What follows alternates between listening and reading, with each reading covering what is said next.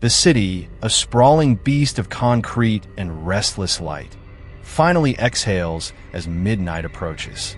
Its clamor retreats, leaving behind a silence that settles like dust upon the grand, aging shoulders of the Grand Montague Hotel.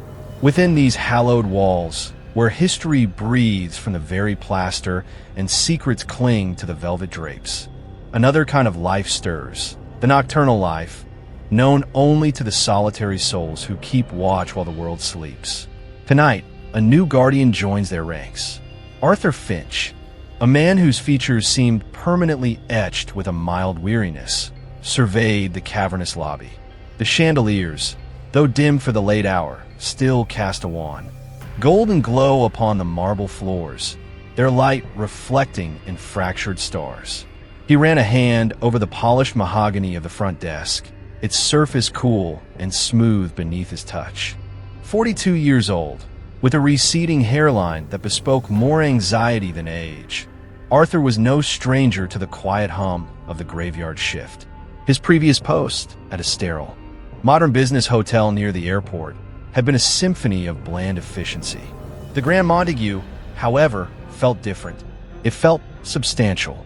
It possessed a weight, an atmosphere that the newer establishments, for all their gleaming chrome and sharp angles, could never replicate.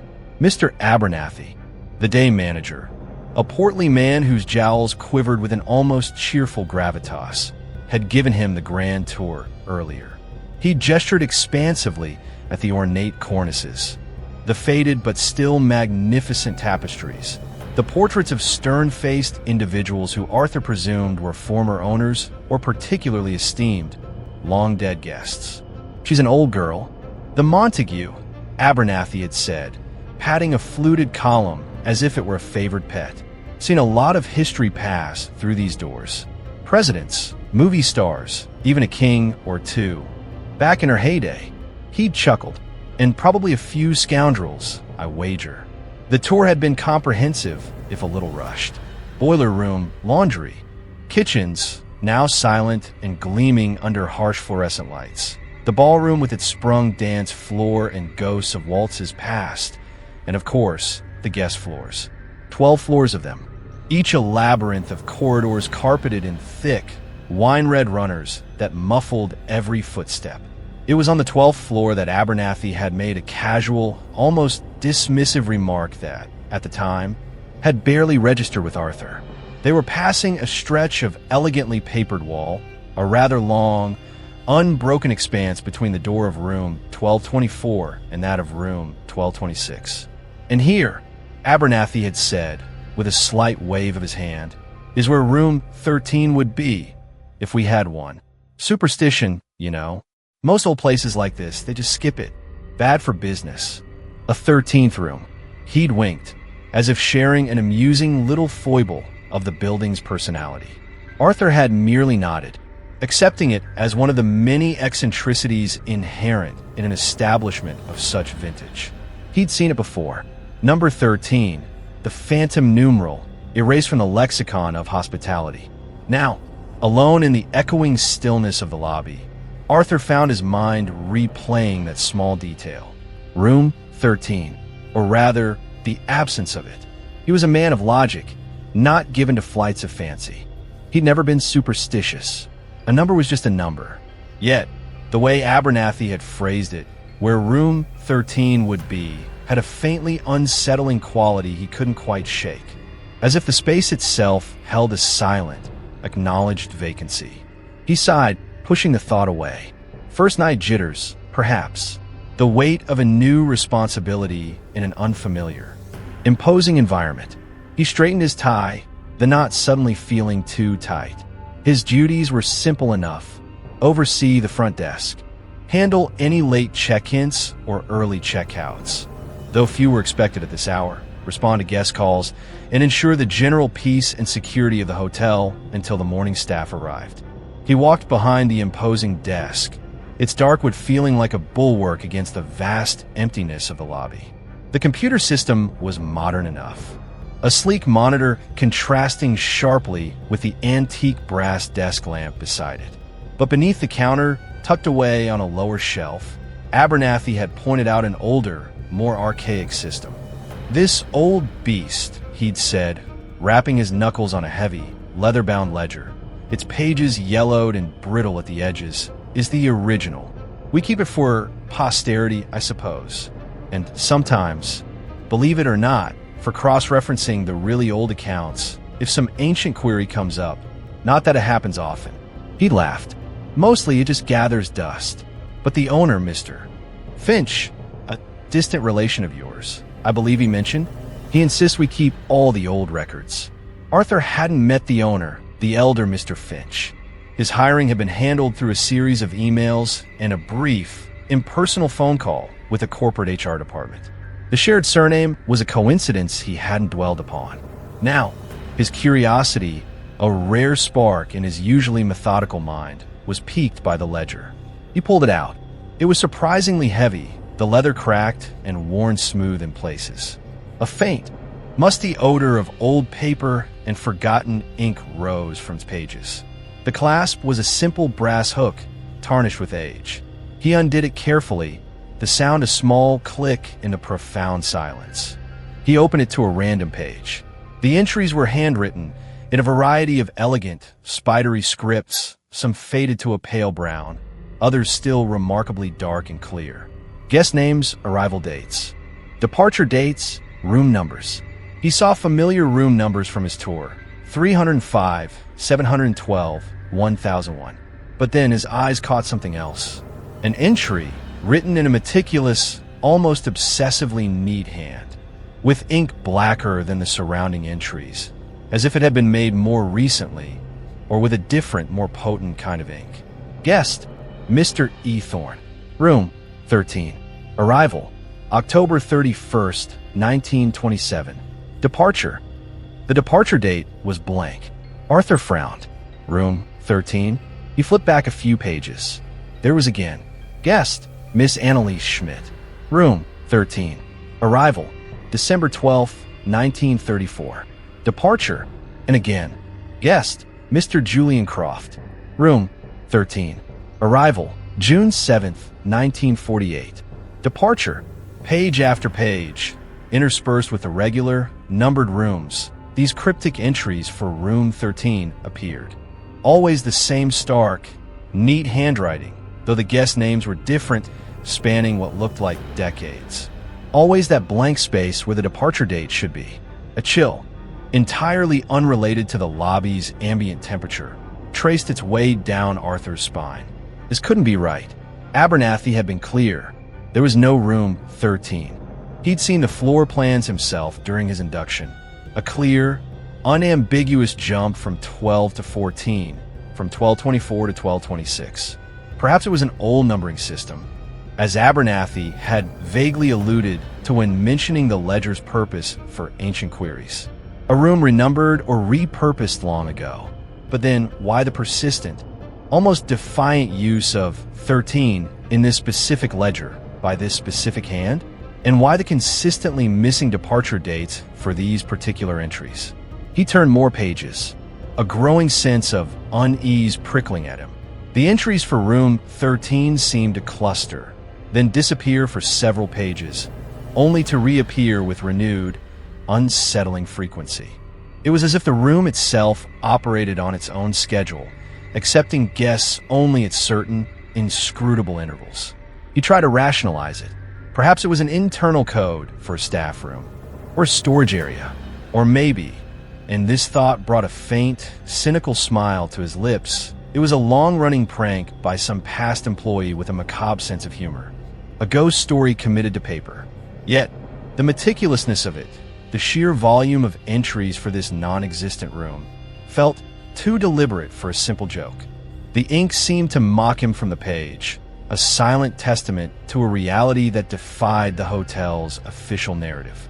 He closed the ledger, the sound of the heavy cover falling shut echoing slightly in the stillness. The musty smell lingered in the air. He pushed it back onto its shelf, but the image of those entries, particularly the blank departure spaces, remained imprinted on his mind. The Grand Montague Hotel, it seemed, held more secrets than just those of its famous guests. It held a secret of its own, a secret written in fading ink in a forgotten book concerning a room that wasn't there. Arthur Finch, a man of logic, told himself it was nothing, an anomaly, an old clerical error. But as he settled in for the long hours of his first night watch, the silence of the Grand Montague felt a little deeper, the shadows in the corners of the vast lobby a little darker. And somewhere, on the 12th floor, a blank stretch of wallpaper seemed to wait, holding its breath in the space where room 13 should, or perhaps shouldn't be. The night was young, and the true nature of his new employment was only just beginning to reveal itself, one unsettling whisper at a time. The first mystery had presented itself, not with a bang, but with the turn of an old page. And Arthur had a premonition, cold and unwelcome, that this was only the beginning. The Grand Montague was watching him, and perhaps it was something else. Chapter 1. The Phantom Reservation. The Grand Montague Hotel exhaled a sigh of aged wood and forgotten perfumes as Arthur Finch began his inaugural night shift. The colossal lobby, a relic of Gilded Age extravagance, was hushed, its marble expanse reflecting the muted glow of strategically dimmed chandeliers like a dark, still pond. Arthur, a man whose life had been a study in meticulous order and quiet resignation, felt the weight of the hotel's history settle upon him, a palpable presence in the pre-dawn stillness. He was not a fanciful man. Decades spent in the sterile predictability of modern hotel chains had conditioned him against such notions. Yet, the Montague was different. It possessed a soul, an ancient, brooding intelligence that seemed to watch from the shadows of its ornate cornices and the depths of its plush, crimson carpets. He adjusted the cuffs of his slightly too stiff uniform jacket, the fabric a minor discomfort against the more profound unease that had begun to prickle at the edges of his composure. Mr. Abernathy, the day manager, a man whose joviality seemed as much a fixture of the hotel as its brass fittings, had conducted the handover with a brisk efficiency that barely concealed a weary relief. "She's all yours, Finch," he declared, his voice echoing slightly in the vast space. "Keep her happy, and she'll keep you well employed." The remark, intended perhaps as a light-hearted send-off, had carried an undercurrent Arthur couldn't quite decipher, a hint of shared endurance rather than simple collegiality. He'd watched Abernathy depart, his retreating footsteps swallowed by the plush runners, leaving Arthur in sole command of the slumbering behemoth.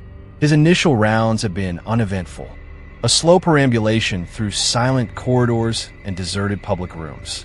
The ballroom, a cavern of polished parquet and veiled chandeliers, dreamt of phantom orchestras. The dining room, tables set with starched linen and gleaming silver, awaited a dawn that felt impossibly distant. He ascended in the creaking, ornate cage of the main elevator, its progress marked by soft sighs and clicks, to inspect each of the 12 guest floors. The air grew cooler, thinner with each ascent. He noted the meticulous upkeep, the subtle scent of lemon oil and old roses that permeated the upper hallways. It was on the 12th floor, during Abernathy's earlier, more comprehensive tour, that the first discordant note had been struck, a detail so minor he'd almost dismissed it. Between the gilded numerals of room 1224 and room 1226, there was an unusually long stretch of unbroken wallpaper patterned with faded damask roses. And that, my boy, Abernathy had gestured with a flourish, is where the architect, in his infinite wisdom and deference to common anxieties, decided not to put room 13. Sensible chap. No one wants to tempt fate. Arthur had nodded, accepting the explanation at face value. Many old hotels observed such superstitions. It was a quirk, nothing more. Or so he had told himself. Now, ensconced behind the massive mahogany edifice of the front desk, the silence of the lobby pressed in. It was not an empty silence, but one filled with the minute creaks and groans of an ancient structure settling around him. The distant hum of the city, a mere whisper beyond the thick stone walls. He ran a practiced eye over the reservation system on the sleek computer monitor. a jarringly modern intrusion in this bastion of antiquity. Few arrivals were expected. The night would likely be long and quiet. It was then, seeking some distraction from the oppressive stillness, that he remembered the item Abernathy had pointed out with a dismissive chuckle, the old ledger, tucked away on a lower shelf, almost hidden behind a stack of outdated telephone directories. It lay like a forgotten secret. For posterity, Abernathy had called it. Or, if some dusty old ghost decides to query a bill from 1928. Arthur retrieved the ledger. It was bound in dark, cracked leather, the corners softened and rounded with age. A simple brass clasp, green with verdigris, held it shut. The book was heavy, unexpectedly so, as if the accumulated weight of its entries had imbued the very paper with a physical gravitas. He laid it on the polished counter, the sound muffled by the thick blotter. With a small, hesitant click, he released the clasp. A faint, dry scent rose from its pages, the smell of time itself, of brittle paper, faded ink, and perhaps the faintest trace of something else. Something indefinably organic, like pressed flowers or dried herbs. He opened it carefully, the spine groaning in protest. The pages were thick, creamy yellow, filled with an astonishing array of handwriting. Elegant copperplate script jostled against bold, decisive strokes and faint, spidery scrawls. Guest names, arrival dates, room assignments. Meticulous notes in the margins. A chronicle of the Montagues' lifeblood, stretching back into the mists of the early 20th century. He found himself idly tracing the faded signatures, imagining the lives that had briefly intersected within these walls. A sense of voyeurism, tinged with a strange melancholy, touched him. He was about to close it, dismissing it as a mildly interesting but ultimately useless relic, when a particular series of entries caught his eye. They were distinct from the others, written in a remarkably consistent, almost unervingly neat hand, the ink a stark, unfaded black that stood out against the softer browns and blues of the surrounding script. And the room number, room 13, Silas Blackwood, room 13, ARR, November 4th, 1931. Zet. The departure column was empty, a stark, deliberate dash. Arthur frowned. He turned the page. Eleanor Vance, room 13, ARR, May 17th, 1932. Zet. Another dash. His heart gave a small, uncomfortable thump. He flipped further, a sense of unease, cold and sharp, beginning to penetrate his practiced composure. The entries for room 13 were scattered throughout the ledger, appearing with an almost rhythmic irregularity like a recurring fever. Each one bore the same neat, black script, the same assigned room number, and the same unnerving dash in the departure column. He checked the dates. 1925, 1947, 1963. Even one as recent, relatively speaking, as 1978. It defied logic. Abernathy had been unequivocal. The blueprints he'd briefly glanced at during his orientation had shown no such room. It was a superstition, a deliberate omission. Yet here, in this meticulously kept record, was irrefutable evidence of its occupancy. His mind, trained in the precise and the verifiable, scrabbled for a rational explanation. An old numbering system, perhaps, as Abernathy had vaguely suggested, a wing of the hotel long since demolished or repurposed, its records mistakenly bound with the current ones. But the consistency of the handwriting for these specific entries, so different from the varied scripts around them, argued against a simple clerical error or an amalgam of different record books. It was as if one particular clerk, over a span of decades, had been solely responsible for the guests of this phantom room. And why would they consistently fail to record a departure? Were these guests who had, to put it delicately, met unfortunate ends within the hotel? Such things happened, even in the grandest establishments. But there were no accompanying notes, no discrete annotations to indicate a death, a transfer to another facility, nothing but that stark, unwavering dash. He found himself compelled to trace the outline of one such entry with his fingertip. The paper there felt subtly different, almost imperceptibly colder, smoother than the surrounding page. He snatched his hand back, a ridiculous shiver running down his arm. He was letting the atmosphere of this place, the lateness of the hour, get to him. He was Arthur Finch, night manager, a man of process and procedure. He dealt in facts, not phantoms.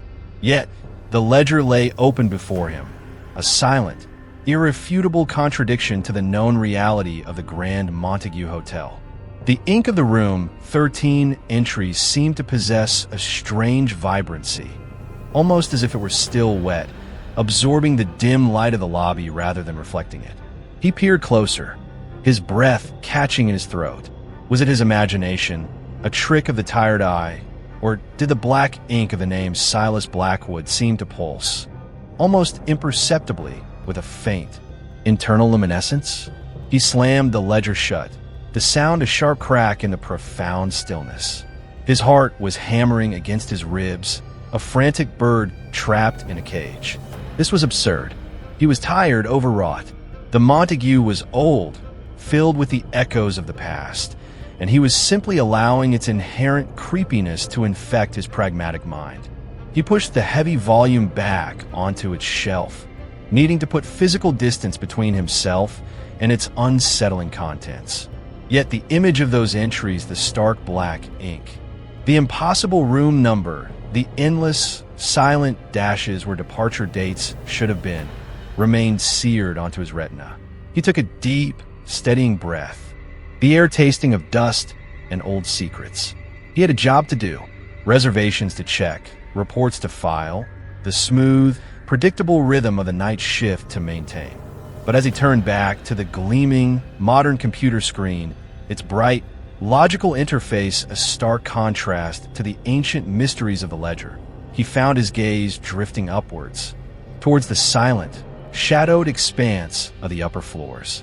He thought of the 12th floor, of that blank stretch of damask wallpaper between room 1224 and room 1226, the space where room 13 would be. A seed of unease, potent and insidious, had been planted in the fertile ground of his imagination. Arthur Finch, for the first time in his meticulously ordered life, felt a tremor of genuine, inexplicable fear. The Grand Montague Hotel was not just old, it was watchful, and it held, within its labyrinthine heart, a room that should not exist, a room that seemed to welcome guests but never, ever let them leave. His first night had barely begun, and already the carefully constructed walls of his reality were showing the first terrifying cracks. The Phantom Reservation was not just an entry in a dusty book. It was an invitation, perhaps, to a truth he was not prepared to face. The hours crawled by, each tick of the grand lobby clock, a magnificent, somber timepiece encased in dark, polished wood, echoing with a sonorous finality that seemed to underscore Arthur's growing disquiet. He tried to immerse himself in the mundane tasks of the night shift, cross-referencing late arrival lists, reviewing security camera feeds, which showed nothing more exciting than empty corridors and the occasional scurrying mouse in the service areas, and preparing the morning reports. Yet his mind, like a moth to a flame, kept returning to the unsettling entries in the old ledger. Room 13, the name itself, now imbued with a sinister significance, seemed to whisper at the edges of his hearing. He found himself straining to catch sounds beyond the normal creaks and groans of the aging hotel, a faint footfall from an unoccupied floor, a muffled voice where none should be. The silence of the Grand Montague was no longer a peaceful companion, but a pregnant, watchful entity. Twice the phone on the front desk had jangled, the sound unnaturally loud in the stillness, making him jump. The first call was a guest on the 7th floor, politely requesting an extra pillow. The second, a wrong number, a crackle of static, and a distant, unintelligible voice before the line went dead. Each interaction, however brief, served as a temporary tether to the ordinary world, a brief respite from the increasingly oppressive atmosphere that seemed to be thickening around him. But once the receiver was replaced, the silence and the thoughts it harbored rushed back in, more insistent than before. He fought the urge to retrieve the ledger, to pore over its pages again, to somehow decipher its cryptic message. But a deeper, more primal instinct warned him away, as if the book itself possessed a malevolent awareness, a subtle sentience that might draw him further into its orbit if he showed too much interest. His rounds, usually a perfunctory exercise, took on a new, heightened sense of alertness. When he ascended to the 12th floor, the elevator's sighing ascent seemed to carry a note of reluctance. The corridor, identical in its wine-red carpeting and dim, sconce-lit ambience to the floors below, felt different. Colder, perhaps. Or was it merely his imagination, fueled by the discovery in the ledger? He walked slowly, his rubber-soled shoes making almost no sound on the thick runner. Room 1224. He paused, his gaze drawn inexorably to the stretch of damask-papered wall that followed. It was, as Abernathy had indicated, a perfectly ordinary wall. The pattern of faded roses, intricate and repetitive, offered no clue, no seam, no hint of anything beyond its solid surface. He reached out, a hesitant hand, his fingers brushing against the slightly rough texture of the old paper. It was cool to the touch, but no colder than any other wall in the ancient, drafty building. There was no sound, no vibration, nothing to suggest that this innocuous barrier concealed anything more than plaster, lath, and insulation. And yet, he could not shake the feeling that he was being observed, not by any human eyes, but by the hotel itself, by the very space he occupied. He thought of the neat, black script in the ledger, the stark, unwavering dashes. Silas Blackwood, Eleanor Vance, Julian Croft, names without faces, lives truncated, their stories ending abruptly at the threshold of a room that, according to all official records, did not exist. Where had they gone? What had become of them? The questions hammered at the inside of his skull, demanding answers his logical mind could not provide. He found himself holding his breath, listening. Listening for what? He didn't know. A whisper? A sigh? The faintest indication that the solid wall before him was anything other than what it appeared to be. There was only the profound, unbroken silence of the sleeping hotel. A silence that now felt less like peace and more like a baited, predatory stillness. He continued his patrol, forcing himself to move on, to check the fire exits, the service stairwells, the linen closets, all the mundane checkpoints of a night manager's duty. But the image of that blank wall and the spectral room he now imagined lay concealed behind it remained stubbornly fixed in his mind's eye. He completed his rounds without further incident, descending back to the comparative familiarity of the lobby, but the sense of unease, far from diminishing, had intensified, coiling itself around his thoughts like a cold serpent.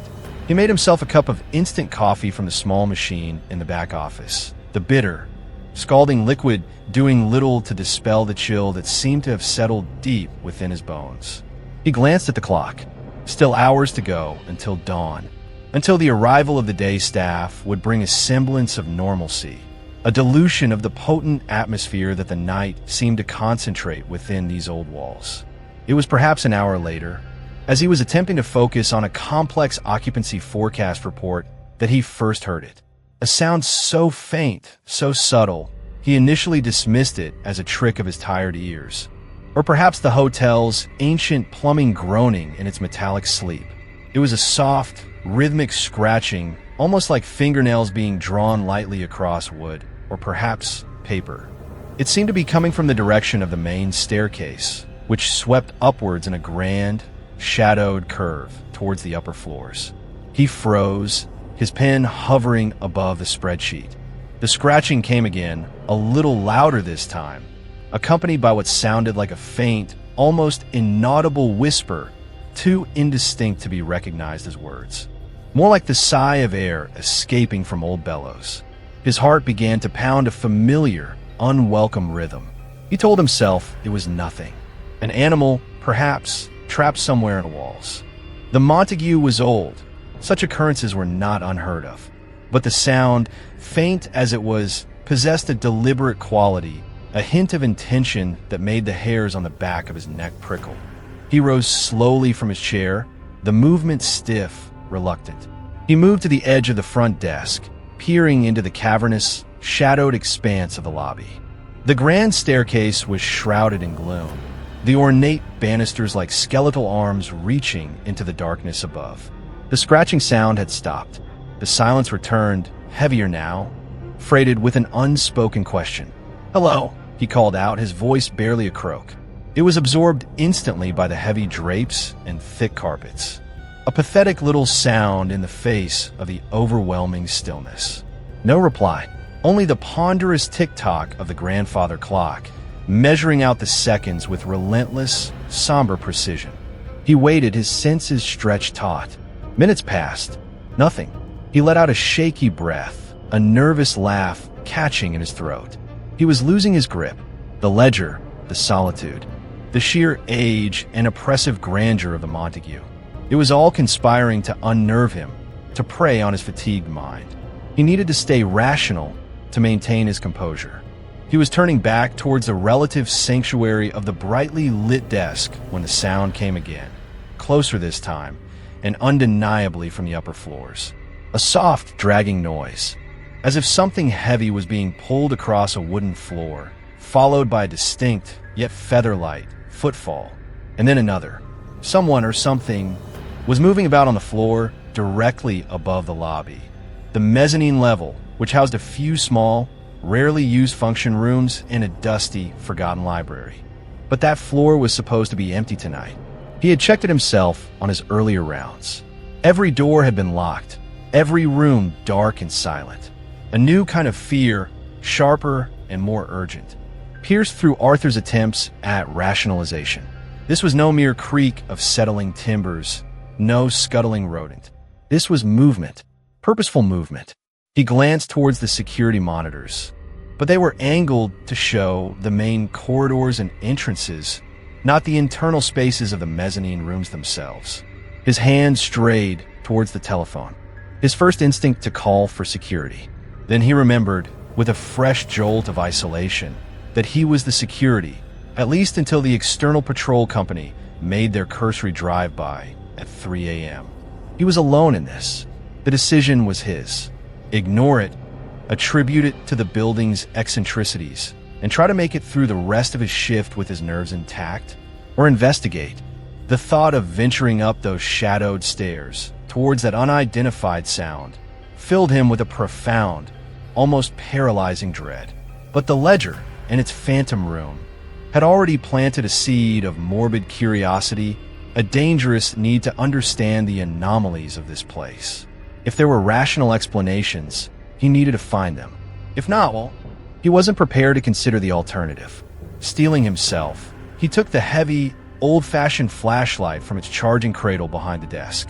Its beam cut a reassuringly solid swathe through the gloom. "This is ridiculous," he muttered to himself, the sound of his own voice a small comfort. "It's probably just a window left unlatched, or a loose floorboard." He knew, even as he said it, that he didn't believe it. The sounds had been too specific, too deliberate. He started towards the grand staircase, each step feeling like a descent into colder, darker water. The faint, musty odor he'd noticed from the ledger seemed to cling to the air here, stronger now, mixed with a subtle, almost imperceptible scent of decay, like old, forgotten books slowly surrendering to the damp. The scratching sound had ceased, but the silence it left behind was charged, expectant, as if the entire hotel was holding its breath, waiting to see what Arthur Finch would do next. The phantom reservation in the dusty ledger was no longer just a historical curiosity. It felt like the first chapter of a story he was now irrevocably a part of. A story whose next lines were being written with every hesitant step he took into the deepening shadows of the Grand Montague Hotel. Chapter 2, Whispers in the Corridor. The ascent up the grand staircase was an exercise in controlled dread.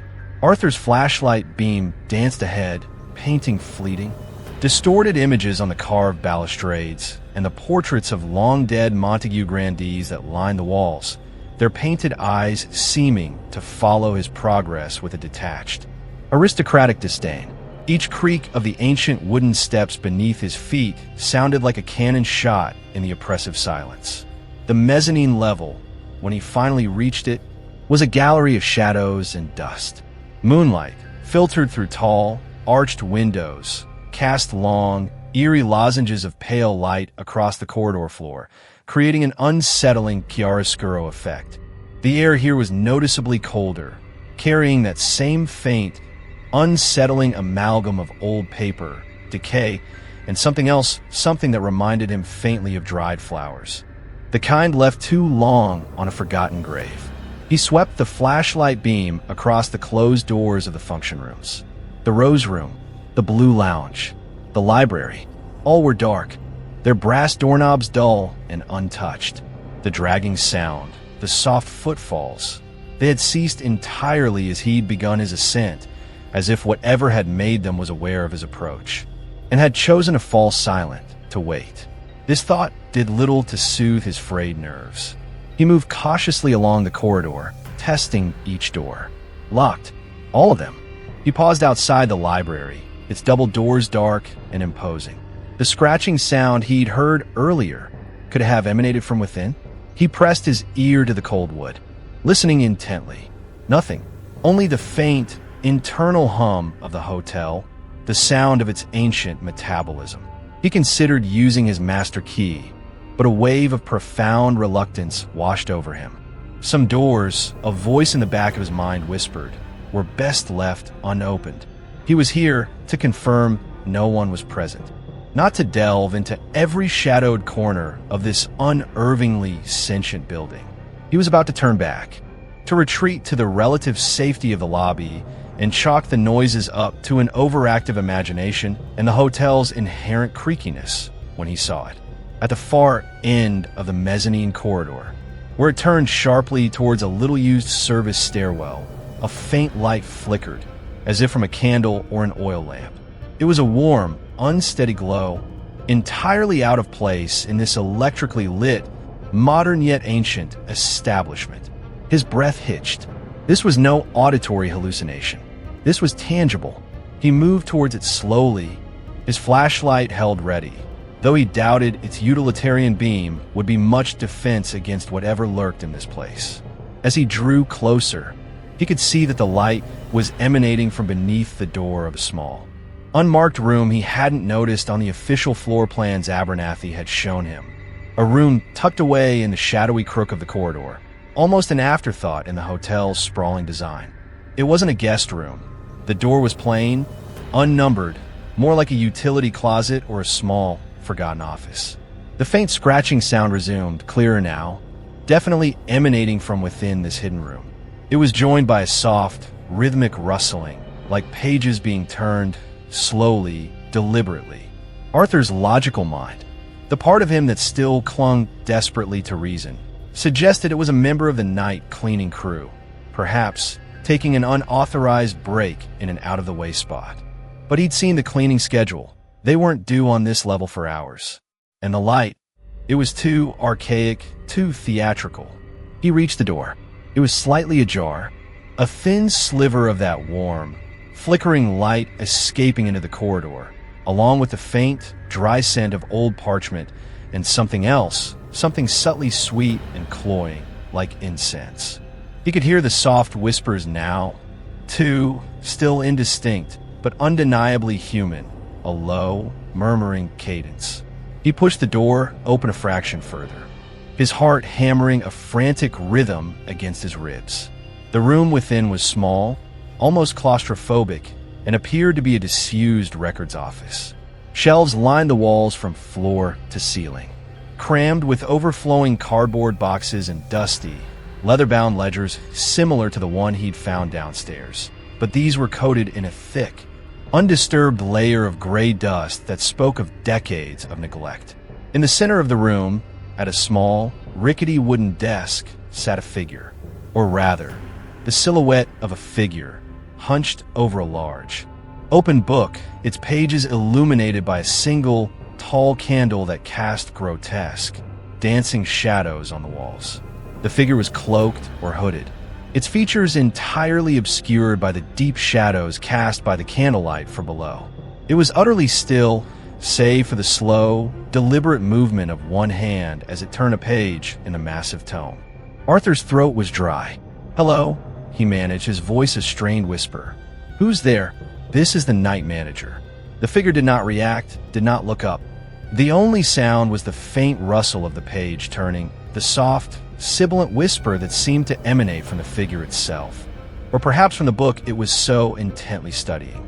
He took a hesitant step into the room, the flashlight beam cutting a swathe through the dusty air. As the light touched the figure, it seemed to shimmer for the briefest of moments, like heat haze over asphalt. Then it solidified again, still hunched, still silent. "I said, who are you?" Arthur demanded, trying to inject a note of authority into his voice, though his insides were a quivering mass of apprehension. "You're not authorized to be in here." Slowly, as if moving through deep water, the figure raised its head. Arthur still couldn't see its face, only the deep, impenetrable shadow beneath the hood.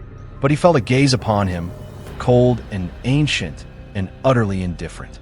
The whispering stopped. The silence in the small room became absolute, suffocating. Then the figure spoke, its voice a dry, rustling whisper, like autumn leaves skittering across a stone path. "We are the archivists," it said, the words seeming to come from no single point, but from the air around the figure itself. "We tend to records, the true records." Arthur's blood ran cold. What records?" He stammered, his flashlight beam wavering. The hooded head tilted slightly. "The records of those who stay," the voice whispered. "Those who find their way to the room that waits. Room 13. The words, unspoken, screamed in Arthur's mind. He felt an almost irresistible urge to flee, to turn and run from this dusty, forgotten room and its spectral occupant. But he was rooted to the spot, held fast by a terrifying fascination. "What room?" he forced himself to ask, though he already knew the answer. The figure slowly extended a hand, its fingers long and pale, emerging from the shadowy depths of its sleeve. It pointed not at him, but the massive, open ledger on the desk. "It is all written," the voice sighed. "The arrivals, the lingerings." As Arthur watched, horrified, the figure dipped a long, antique quill pen into an inkwell he hadn't noticed before, an inkwell that seemed to shimmer with a dark, internal light. Then, with painstaking slowness, it began to write in the ledger, its movements precise, deliberate. He couldn't see what it was writing, but he could hear the faint, insistent scratch of the nib on the parchment. The candle flame guttered, casting the room into deeper shadow for a moment. And in that brief dimness, Arthur thought he saw, or perhaps imagined, other figures standing silently amongst the dusty shelves, equally cowled, equally still, their attention fixed upon him. When the flames steadied, they were gone, if they had ever been there at all. Only the single, hunched archivist remained, its pen moving across the page.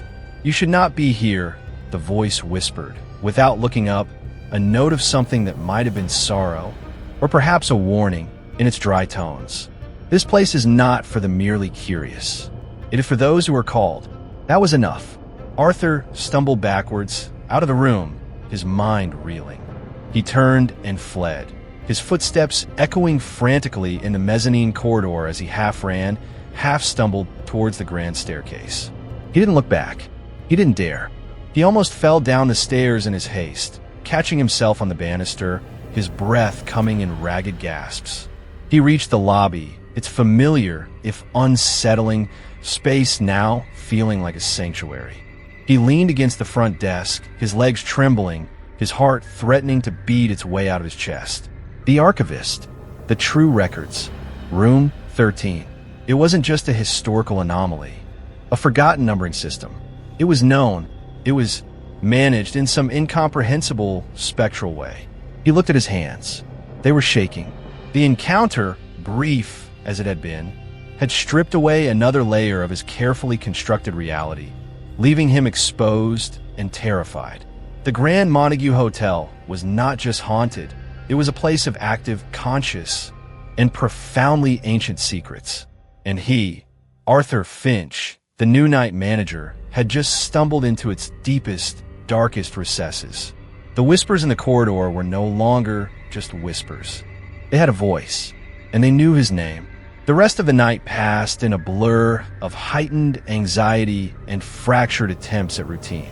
Arthur remained rooted behind the relative fortress of the front desk, his gaze repeatedly straying towards the grand staircase, half expecting to see the cowled, whispering archivist descend, or some other manifestation of the hotel's hidden life. Every creak of the old building, every sigh of the wind against the tall windows, now seemed laden with ominous significance. He replayed the encounter in the mezzanine record room over and over in his mind, each recollection deepening his terror and disbelief. We are the archivists. We tend to true records. The words echoed, dry and sibilant, a chilling counterpoint to the monotonous tick of the lobby clock. He tried to rationalize it, to dismiss it as a vivid, stress-induced hallucination. A waking nightmare brought on by fatigue and the unsettling discovery of the room 13 ledger.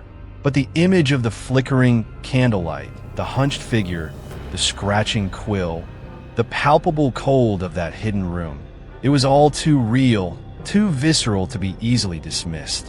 When the first gray light of dawn finally began to seep through the tall lobby windows, painting the marble floors in shades of ash and rose, Arthur felt a measure of relief, so profound it was almost painful. The arrival of the morning staff, bustling cleaners, cheerful bellhops, the brisk and efficient day clerk, Ms. Albright, felt like an invasion of normalcy, a welcome exorcism of the night's oppressive phantoms. He managed to conduct the handover with a semblance of composure, though Ms. Albright, a sharp-eyed woman in her late 50s, gave him a curious, searching look. "Rough first night, Mr. Finch?" she'd asked, her tone not unkind.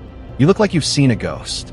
Arthur had forced a weak smile, muttering something about adjusting to the new schedule and the hotel's unique atmosphere. He didn't dare voice the truth of what he had, or believed he had, witnessed. Who would believe him? They would think he was mad, or worse, unsuitable for the responsibilities of his position. He practically fled the Montague as his shift ended, stepping out into the cool morning air of the awakening city with a gasp of relief. The noise of traffic, the sight of ordinary people hurrying to work, the smell of exhaust fumes and street vendors' coffee, it was all wonderfully, blessedly mundane. He walked home a small, unassuming apartment several blocks away, the images of the night still clinging to him like cobwebs. Sleep, when it finally came, was fitful and plagued by disturbing dreams. Endless corridors that twisted back upon themselves, doors that opened onto brick walls, and a perpetually hunched figure writing his name over and over in a vast, shadowy ledger with ink that seemed to cry tears of blood. He awoke in the late afternoon feeling unrefreshed, his mind still heavy with the previous night's experiences. The thought of returning to the Grand Montague filled him with a potent mixture of dread and a strange, unwilling compulsion. He had to know more. Or perhaps he was already too deeply entangled to simply walk away. During his second night on duty, Arthur found himself in a state of hypervigilance. Every shadow seemed to lengthen. Every whisper of the wind through an ill-fitting window frame sounded like a sighing voice. He avoided the mezzanine level entirely, confining his patrols to the lower floors and the guest corridors. He half expected, half dreaded, another encounter with the archivists, or some new, inexplicable phenomenon. The old ledger, however, remained his primary obsession, despite the fear it engendered. He found himself drawn back to it. After the initial flurry of late check-ins had subsided and a semblance of quiet had descended upon the hotel, he carefully retrieved it from its shelf.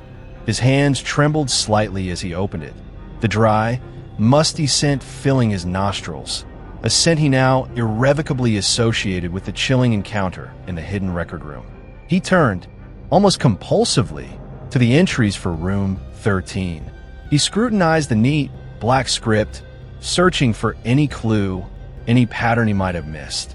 He noticed for the first time that the dates of arrival for room 13 often coincided with significant, sometimes tragic historical events or periods of great societal upheaval. Was there a connection? Or was he merely imposing patterns on randomness, his mind desperately seeking logic in the face of the irrational? He then began to cross-reference the names listed for room 13 with the hotel's more conventional, digitized guest records. A laborious process that involved switching between the ancient ledger and the modern computer system. Most of the names yielded no results in the current database, as expected, given their age. But then he found one, Eleanor Vance. Room 13. Arrival, May 17th, 1932. He typed her name into the computer. To his astonishment, a digitized guest registration card appeared on the screen. Eleanor Vance. Checked into room 815. May 15th, 1932. Departed May 20th, 1932. Arthur stared at the screen, his mind reeling. Two different records. Two different rooms. The official, digitized record showed a normal, uneventful stay in a standard room on the 8th floor. The old ledger, the true record as the archivist had called it, showed her arriving 2 days later, checking into room 13 and never departing. Which one was correct? Was the ledger simply a collection of errors, of phantom entries? Or did it represent a darker, parallel history of the Grand Montague, a history where guests could simultaneously exist in two places, one mundane, one else? He searched for another name from the room 13 list, Julian Croft. Arrival, June 7th, 1948. Again, the digitized records showed a Julian Croft checking into a different room, room 1022, on June 5th, 1948, and departing a week later. The discrepancy was consistent. The guests of room 13, it seemed, had all had official, unremarkable stays in other parts of the hotel, their paperwork immaculate, their departures duly noted. But the ledger told a different, more sinister tale. It was as if room 13 was a trap, a parasitic entity that siphoned guests from their ordinary stays, drawing them into its unseen, unacknowledged confines, while the official records maintained a facade of normalcy.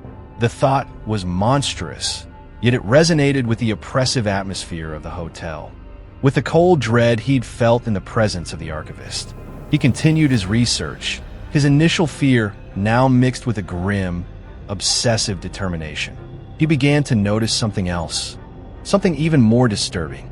The handwriting for the room 13 entries, while consistently neat and black, seemed to possess subtle variations, almost imperceptible shifts in pressure or the angle of the strokes, as if it were written by the same hand, but at different stages of what?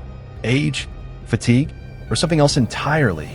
He looked closer at the entry for Silas Blackwood, the first one he'd noticed. The ink there seemed fresher, somehow, than some of the entries dated later. It was an illusion, surely. Ink dried. It faded. It did not somehow rejuvenate itself. His attention was drawn to the complaints log from the day's shift. He usually only skimmed it, but now, driven by a new, specific unease, he read it more carefully. A guest in room 1224, Mrs. Henderson, a regular at the Montague, had complained of a persistent cold spot just outside her door, near the wall adjoining the empty space where room 13 should have been. She also reported hearing faint, unidentifiable noises during the night. Soft weeping, she described it, and a scratching sound, like an animal trapped in the walls.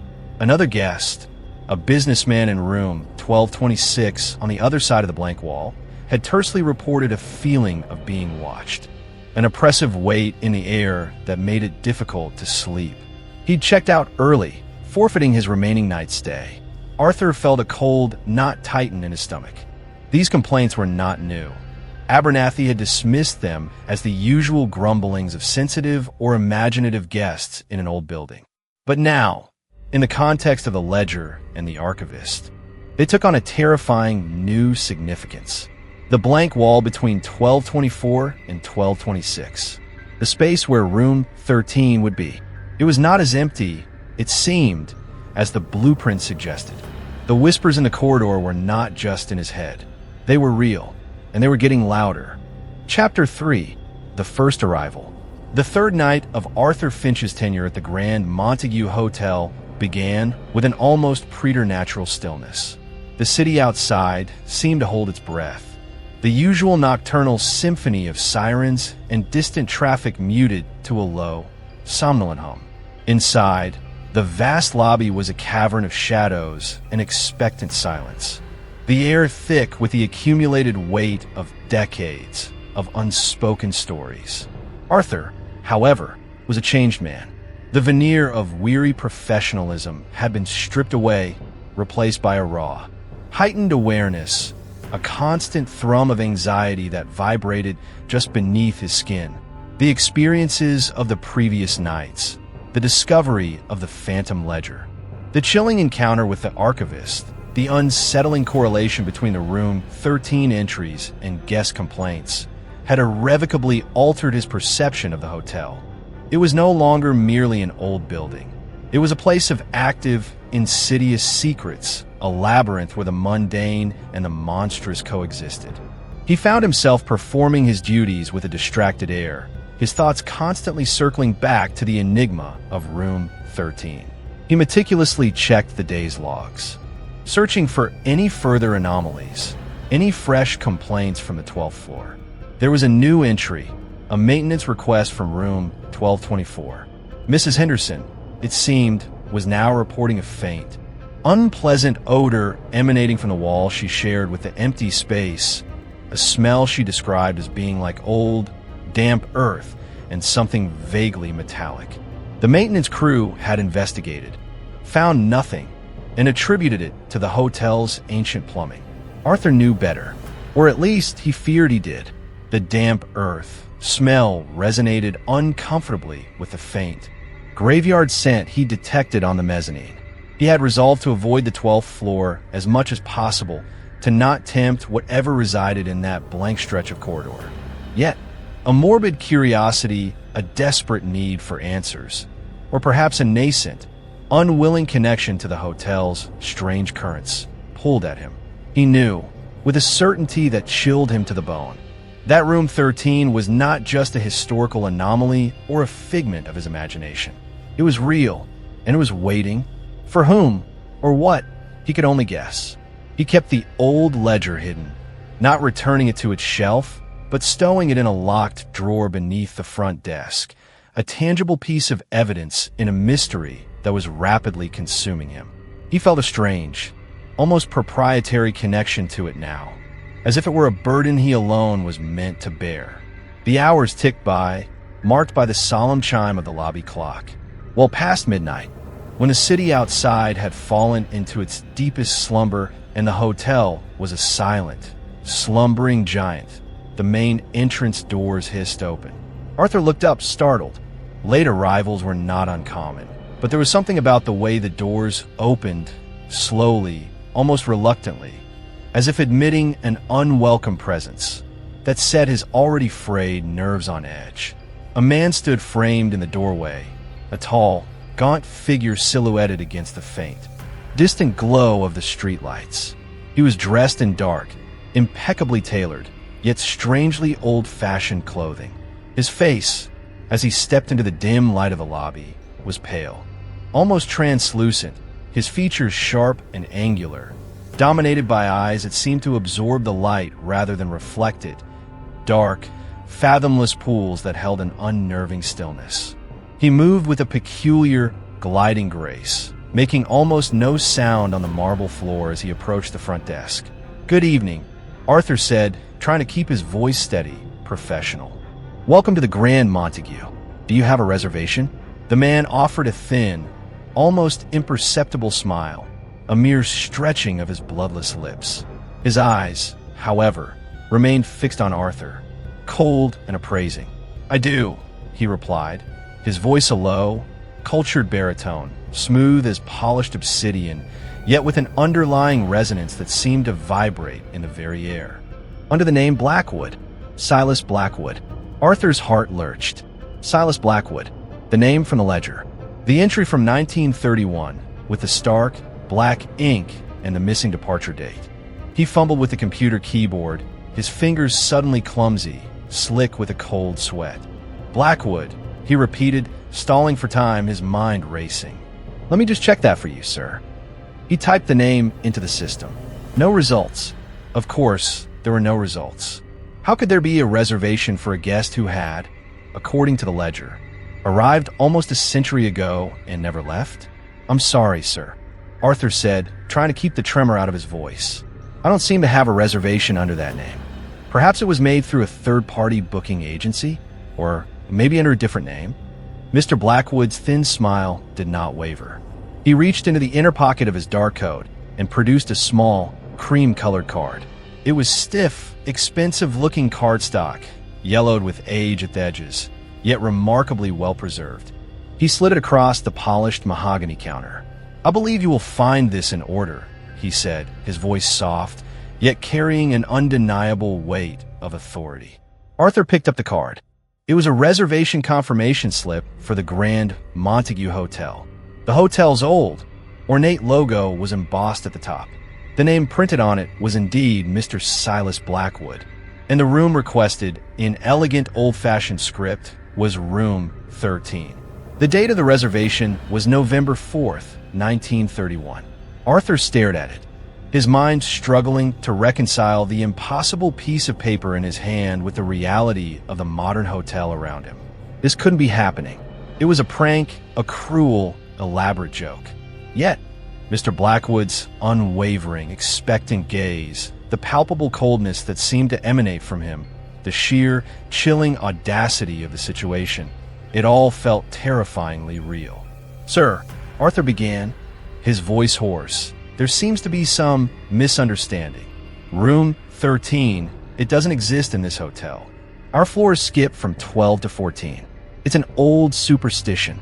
For the first time, a flicker of something unreadable passed through Mr. Blackwood's dark eyes. Amusement? Impatience? Or something far more sinister? Ah, he said, his voice a silken murmur. But it does exist, Mr. Finch, for those who know where to look. And for those who are expected. He then produced something else from his pocket, something that glinted dully in the dim lobby light. An ornate, antique key, made of a dark, heavy metal. Its bow intricately carved with a design Arthur couldn't quite make out. I believe this also belongs to the room in question, Blackwood stated, placing the key on the counter beside the reservation slip. It landed with a soft, heavy thud. Arthur felt a wave of dizziness wash over him. He gripped the edge of the counter for support. This was beyond anything he could have imagined. The ledger, the archivist, the whispers, they were not just isolated anomalies. They were part of something larger, something that was now manifesting before his very eyes, in the form of this pale, unsettling man and his impossible request. He wanted to refuse, to call security, to scream, but he found himself utterly incapable of action, held captive by Blackwood's intense gaze and the sheer, overwhelming strangeness of the moment. A part of him, the logical, rational part, was screaming that this was madness.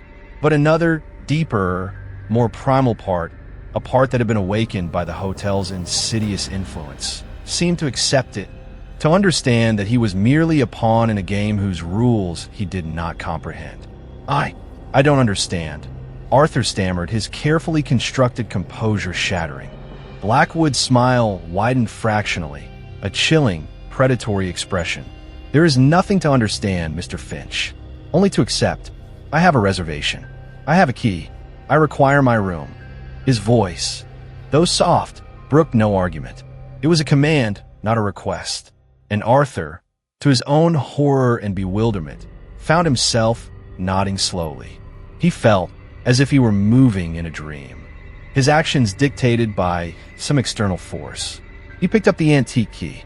It was cold, unnaturally so, and surprisingly heavy, fitting into his palm as if it were made for it. He looked at Blackwood, then at the key, then back at Blackwood.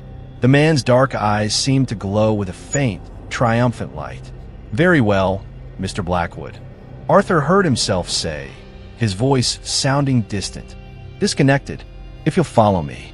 He came out from behind the desk, the antique key clutched in his trembling hand. He felt Blackwood's presence behind him, a silent, cold shadow, as he led the way towards the main elevator. The journey up to the 12th floor was made in a thick, suffocating silence. Arthur could feel Blackwood's gaze on the back of his neck, cold and penetrating. He avoided looking at the man, focusing instead on the glowing numbers above the elevator door, each ascent a step further into the unknown, into the impossible. When the elevator doors sighed open on the 12th floor, the corridor stretched before them, dimly lit, silent, and imbued with a palpable sense of dread. Arthur's heart was pounding so violently he thought it might burst. He led Blackwood down the wine-red carpet, past room 1224, towards that blank, innocuous stretch of damask-papered wall. This was it, the moment of truth, or the moment of madness. He wasn't sure which. They stood before the blank expanse of wall, the faded damask roses seeming to swirl faintly in the dim, ambient light of the corridor. Arthur's breath hitched in his throat. The air here felt significantly colder, charged with a static tension that made the fine hairs on his arms stand on end. He could feel Mr. Blackwood's presence close behind him, a silent, expectant weight. The antique key in Arthur's hand felt like a block of ice, yet it also pulsed with a faint, almost imperceptible warmth, a thrumming energy that seemed to resonate with something hidden deep within the wall. He hesitated, his gaze fixed on the patterned wallpaper. How could a door simply appear where none existed? His rational mind, what was left of it, recoiled from the absurdity of the situation. Yet, the undeniable reality of Silas Blackwood, the ancient reservation slip, the impossible key, it all pointed to a truth that defied logic, a truth that the Grand Montague Hotel had guarded for decades, perhaps centuries. "Well, Mr. Finch?" Blackwood's voice, a low, silken murmur at his shoulder, made him jump. "Are you not going to grant me access to my accommodations?" There was a subtle, almost mocking amusement in his tone, as if he were enjoying Arthur's profound discomfort. Arthur swallowed hard, his throat dry. He looked at the key in his hand, then at the wall. He had no idea what to do, where to even begin. Was there a hidden mechanism, a secret panel? He reached out, a trembling hand, his fingers brushing against the cool, slightly rough surface of the wallpaper. Nothing, just solid wall. He pressed gently, then more firmly, searching for any give, any seam, any indication of a hidden opening. The wall remained stubbornly, impassively solid. A faint, dry chuckle emanated from Blackwood. "Perhaps, Mr. Finch, you are attempting to open the wrong door," he said, his voice laced with a chilling condescension. "Or perhaps, you simply lack the proper conviction." He took a step forward, his tall, gaunt frame drawing level with Arthur. The coldness emanating from him intensified, and Arthur caught a faint, peculiar scent, not unpleasant, but distinctly archaic like old leather, dried herbs, and something vaguely metallic like old blood. "Allow me," Blackwood said, his voice dropping to a near whisper. He took the antique key from Arthur's unresisting fingers. His own hand was long, pale, and unnervingly cold, his touch sending a jolt like an electric shock through Arthur's system. Blackwood turned his attention to the wall, his dark eyes scanning its surface with an unnerving intensity, as if he could see something that Arthur could not, something beyond the faded roses and the aged plaster. He raised the key, its dark metal glinting faintly in the corridor light. He didn't try to insert it into an imaginary lock, nor did he search for a hidden keyhole. Instead, he moved it slowly across the surface of the wallpaper, as if tracing an invisible outline. His lips moved silently, as if he were whispering an incantation, or perhaps a password. Arthur watched, mesmerized, a sense of profound, dreamlike unreality washing over him. He felt detached, an observer in his own horrifying drama. Then it happened, as Blackwood's key touched a specific spot on the wallpaper. a spot that looked no different from any other. The surface began to shimmer. It was a subtle effect at first, like heat haze rising from a sun-baked road, a faint, watery distortion of the damask pattern. The air in front of the wall grew visibly colder, and a low, almost sub-audible hum filled the corridor, a sound that seemed to vibrate in Arthur's very bones. The shimmering intensified, the wallpaper pattern dissolving into a swirling vortex of faint, ethereal light. And then, with a soft, sighing sound, like air rushing into a vacuum, a narrow, dark doorway began to materialize in the center of the shimmering patch. It was as if the wall itself were thinning, becoming translucent, revealing a deeper, more profound darkness that lay beyond. The doorway solidified, taking on the appearance of an old, dark wooden door, devoid of any handle or knob, its surface smooth and featureless. It was not a grand entrance, but a rather unassuming, almost furtive opening. Yet it radiated an aura of immense age and an almost palpable sense of dread. Arthur stared, his mouth agape, his mind struggling to process the impossible sight before him. A door where, moments before, there had been only solid wall. A door that had appeared out of nowhere, summoned by an antique key and the will of this strange, unsettling guest. Room 13. It was real. Mr. Blackwood turned his head slightly, his dark eyes glinting in the dim light. He offered Arthur another of his thin, chilling smiles. "You see, Mr. Finch," he murmured. "Some doors only open for those who possess the correct invitation." He gestured towards the newly formed doorway with a slight inclination of his head. "After you, perhaps? Or shall I lead the way?" The thought of stepping through that dark portal into the unknown blackness that lay beyond filled Arthur with a primal terror so profound it almost buckled his knees. He shook his head, unable to speak, taking an involuntary step backwards. Blackwood chuckled again, a dry, rasping sound. "As you wish," he said. He turned back to the door, his tall, gaunt frame seeming to almost merge with the shadows that clung to it. He reached out a pale hand and touched the surface of the dark wood.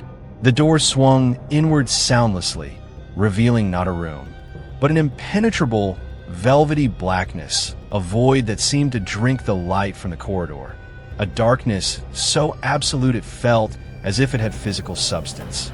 A faint, cold draft emanated from the opening, carrying with it that same strange, archaic scent Arthur had noticed on Blackwood, but stronger now, mixed with the smell of dust, of ancient, undisturbed decay, and something else, something indefinably ancient and sorrowful.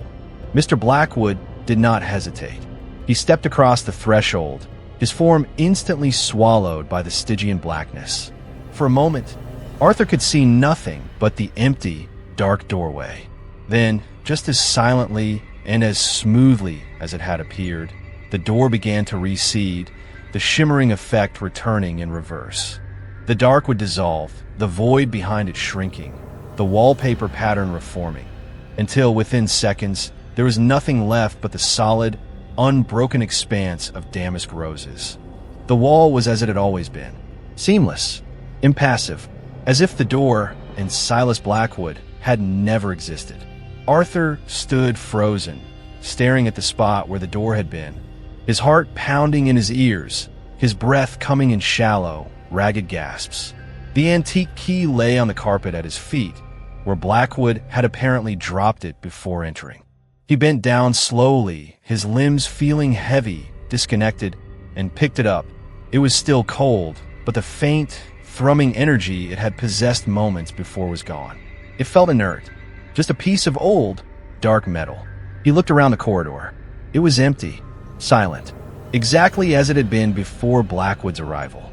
Had he imagined it all? Was this some elaborate, terrifying hallucination? But the key in his hand was real.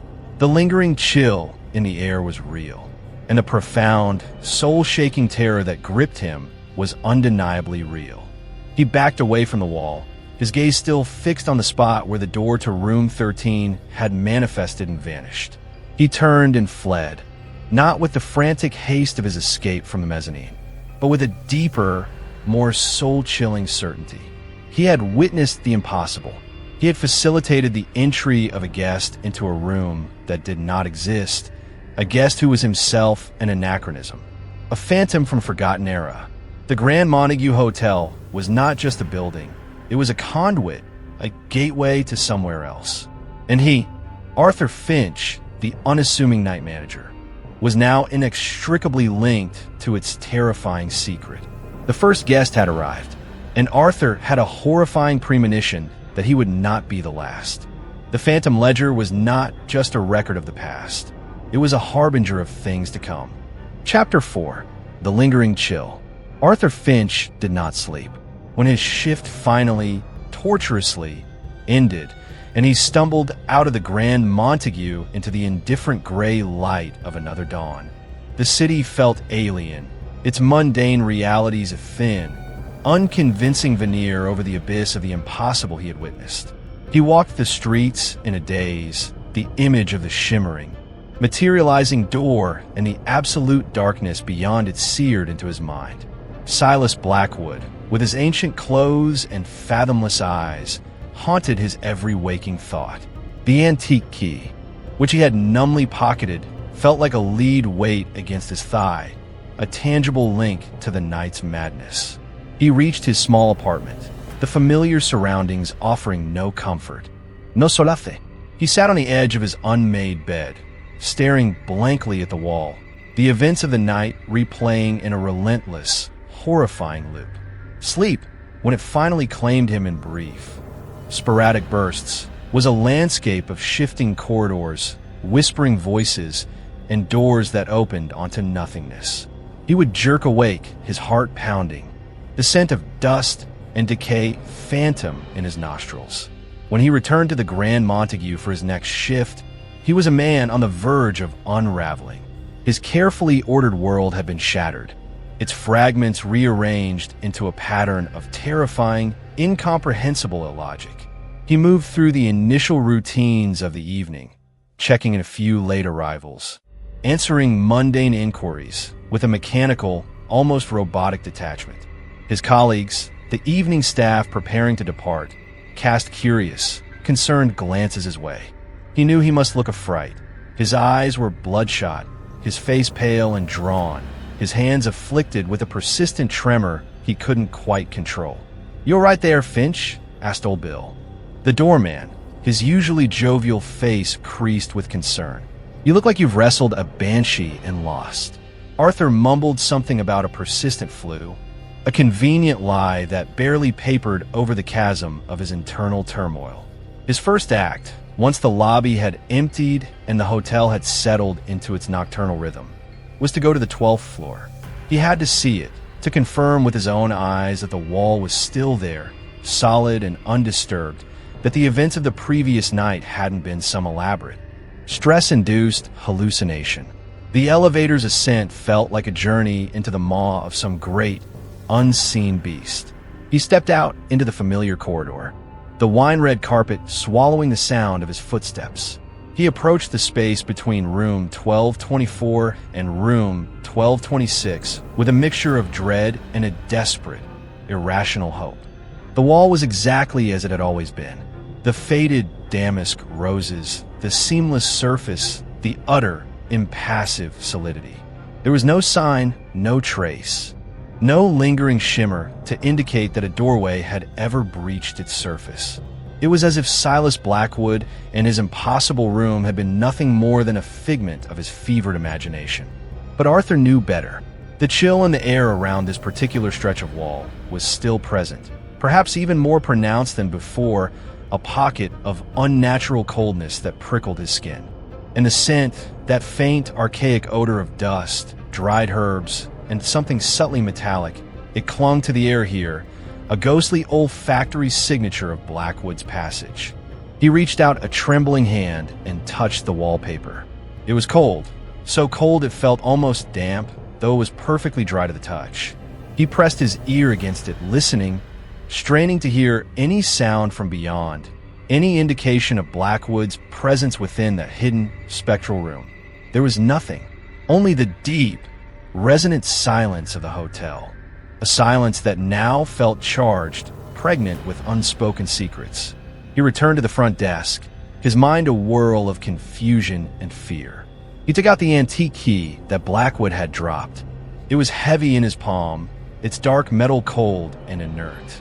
He examined it closely in the dim light of the desk lamp.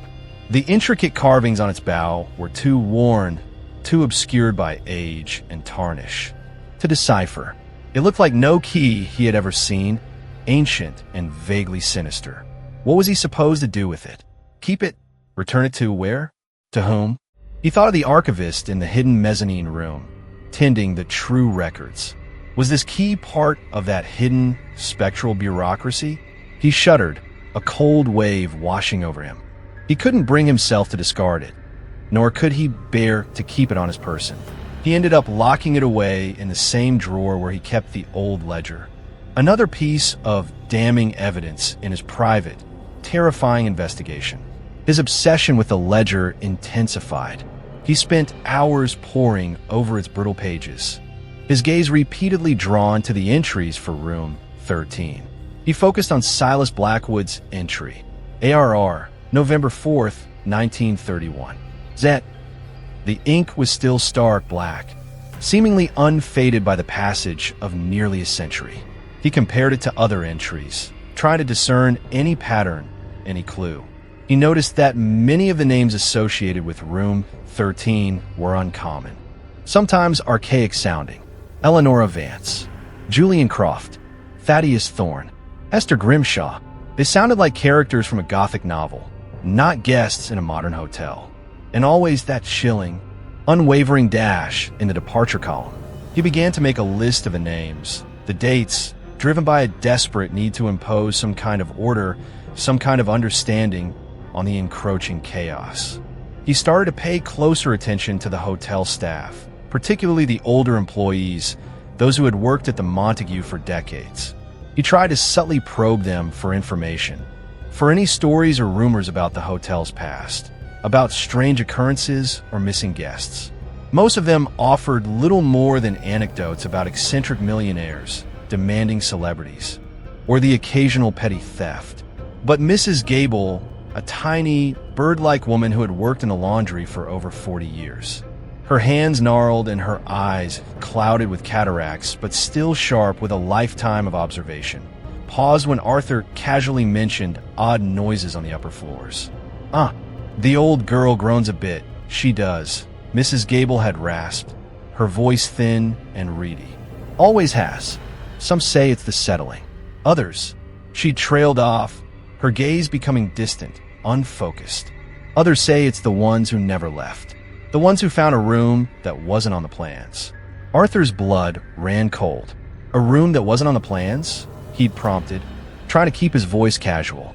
Mrs. Gable had blinked slowly, her gaze returning to him, a hint of something that might have been fear, or perhaps just old, ingrained caution in her faded eyes. Just old stories, Mr. Finch, she'd said, her voice dropping to a near whisper. Things best left undisturbed. This hotel, it has its secrets, and it doesn't like them poked at. She'd then quickly changed the subject, her brief moment of candor vanishing as quickly as it had appeared. But her words had resonated deeply with Arthur. Another chilling confirmation of the Montagues' hidden, malevolent reality. The ones who never left. Like Silas Blackwood. Like all the names in the ledger with their missing departure dates. The logical part of Arthur's mind, the part that clung desperately to sanity, screamed at him to resign, to flee the Grand Montague and never look back. This was not his concern, not his responsibility. He was just a night manager, a temporary custodian of this ancient, haunted edifice. But another, more insidious part of him, a part that had been irrevocably touched by the hotel's strange power, felt a pull, a morbid fascination, a sense of unfinished business. He had witnessed the impossible. He had, in a way, participated in it. He couldn't simply walk away, could he? The knowledge of room 13, of Silas Blackwood, of the spectral archivists, it was a heavy, suffocating burden. He felt trapped, entangled in a mystery that was far older far deeper than he could possibly comprehend. The lingering chill of room 13 was not just in the air of the 12th floor. It had seeped into his very soul. A cold, persistent dread that promised no easy escape.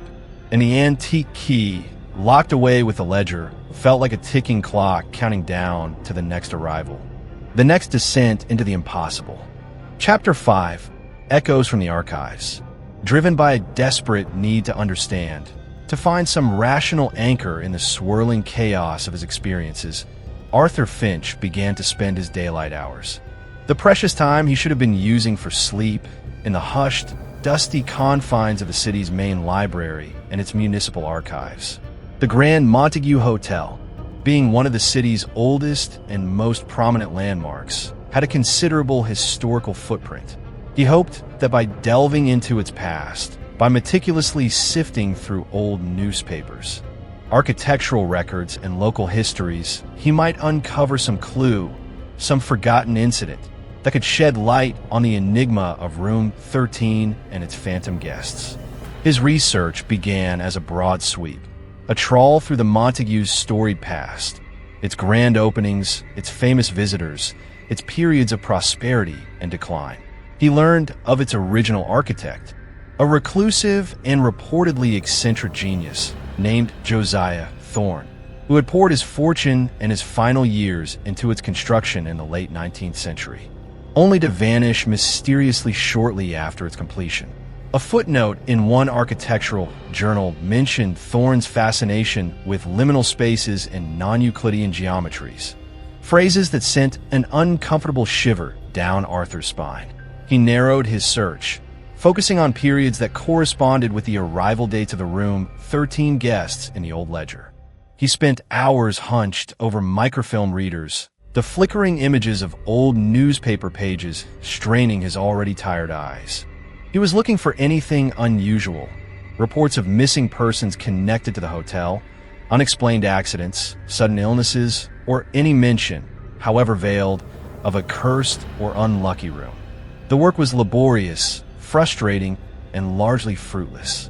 The Grand Montague, it seemed, had a remarkably clean public record, its scandals, if any, well hidden beneath a veneer of gilded age, respectability, and, later, discreet corporate management. Yet, Arthur persisted, driven by a gnawing certainty that the truth was there, buried beneath layers of time and deliberate obfuscation. It was during one such session, surrounded by stacks of crumbling newsprint and the pervasive scent of decaying paper, that he found his first tangible lead. A small, almost overlooked article in a sensationalist local tabloid from the spring of 1932, dated just a few weeks after the ledger recorded Eleanor Vance's arrival in room 13. The headline screamed, "Socialite vanishes from luxury hotel. Heiress Elara Vance disappears without a trace. Foul play suspected." Arthur's heart hammered against his ribs. Elara Vance. The ledger had recorded Eleanor Vance. A slight difference. Perhaps a clerical error in one of the records, or a deliberate alteration. The dates, however, were too close to be a coincidence. The article described Elara Vance as a wealthy, somewhat eccentric young woman, known for her fascination with spiritualism and the occult. She had been staying at the Grand Montague, reportedly conducting psychical research into the building's history. She had last been seen by hotel staff entering her suite. Room 815, the article specified, corroborating the hotel's digitized records, and had then, quite simply, vanished. No note, no witnesses, no luggage left behind, save for a few personal effects and a collection of esoteric books. The police investigation, the article stated, had been baffled, finding no evidence of forced entry or struggle. She had, it seemed, stepped out of her room and into thin air. The article mentioned a cryptic note found amongst her belongings, a fragment of a letter to a friend, in which she spoke of being on the verge of a profound discovery within the Montague, of finding a hidden threshold that promised transcendence or oblivion. No specific room number was mentioned in connection with this note, but the timing, the occult interests, The talk of a hidden threshold. It all resonated with Arthur's terrifying experiences. He photocopied the article, his hands trembling. This was it. This was a connection, a concrete link between a named individual from the Room 13 ledger and a documented, albeit mysterious, disappearance from the Grand Montague. Alara Vance, or Eleonora, had officially vanished from Room 815. But the old ledger, the true record, suggested she had found her way to Room 13, and from there had never departed. His research now had a new focus. He began searching for other names from the Room 13 list, cross-referencing them with missing persons reports, obituaries, and local news archives from the corresponding periods. The task was daunting. Records from the early to mid-20th century were often incomplete, poorly indexed, or lost altogether. Yet, slowly, painstakingly, a chilling pattern began to emerge. He found a brief mention of a Julian Croft, a traveling salesman, reported missing by his employer in the summer of 1948, last known to be staying at the Grand Montague. There was no sensational headline this time, just a small, easily overlooked notice.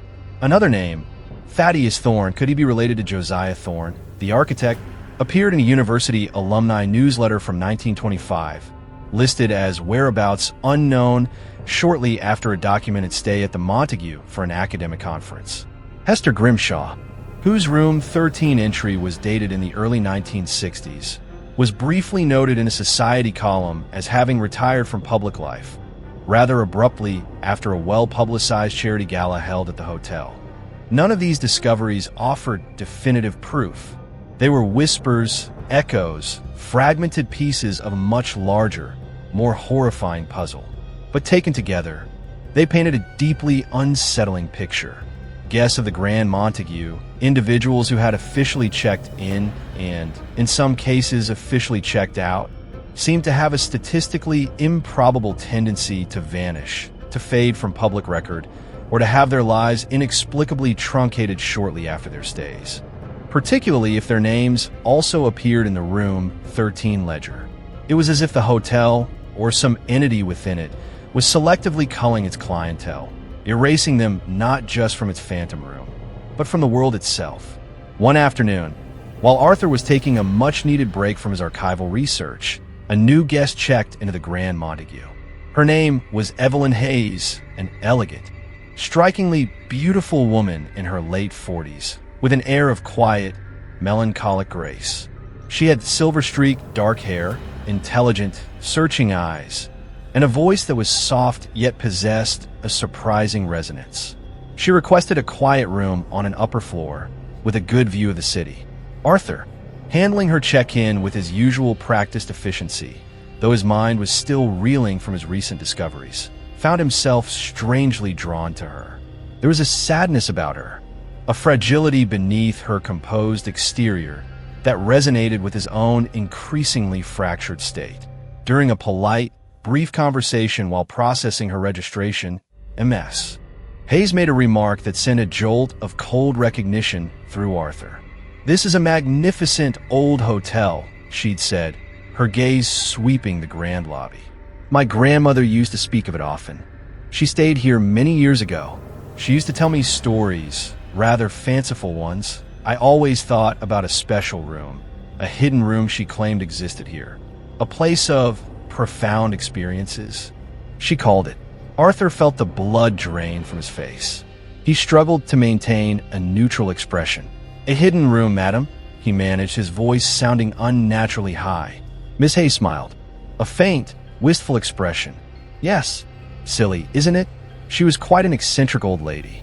She even mentioned a number, though I'm sure it was just part of her storytelling. She called it Room 13. Arthur stared at her, speechless. The pen in his hand clattered onto the polished surface of the desk. Evelyn Hayes looked at him, her brow furrowing slightly with concern. "Mr. Finch, are you quite all right? You look rather pale." He forced a shaky smile. "Fine, madame. Perfectly fine. Just a little tired." But his mind was racing. Another connection, another echo from the past, reverberating into the present. Room 13, mentioned by a new guest, a guest whose grandmother had apparently known of its existence. Was Miss Hayes here by chance? Or had she, too, been called by the insidious intelligence of the Grand Montague? The echoes from the archives were no longer confined to dusty old newspapers. They were walking through the lobby doors, speaking in hushed, elegant tones and asking, with an innocent yet chilling curiosity, about a room that should not exist. The net was tightening, and Arthur Finch felt himself being drawn ever deeper into its terrifying, inescapable weave. Chapter 6, The Second Summons. Evelyn Hayes' casual mention of Room 13 and her grandmother's supposed knowledge of it clung to Arthur like a shroud for the remainder of her check-in. He completed the formalities in a daze, his mind replaying her words, searching for any hidden meaning, any sign that she was more than just an innocent guest with a penchant for family anecdotes. He assigned her a room on the 10th floor. As far as possible, he reasoned irrationally from the malevolent influence of the 12th. Ms. Hayes accepted the key card with a gracious smile, her eyes, however, lingering on him for a moment longer than necessary, a flicker of unreadable curiosity in their depths. As she turned towards the elevators, elegant and composed, Arthur felt a profound sense of foreboding. The pattern was repeating, the hotel was stirring, and he, a mere night manager, felt like a man standing on a crumbling cliff edge, watching the tide of the inevitable creep ever closer. He tried to dismiss his fears as paranoia, the product of too much research and too little sleep. Miss Hayes was just a guest. Her grandmother's stories were just that, stories. There was no tangible threat, no immediate danger. Yet, he couldn't shake the feeling that her arrival was significant. Another piece falling into place in the hotel's sinister, unfolding design. He found himself watching her on the security monitors more than was strictly necessary, observing her movements as she settled into her room, as she later descended to the hotel's quiet, dimly lit bar for a solitary drink.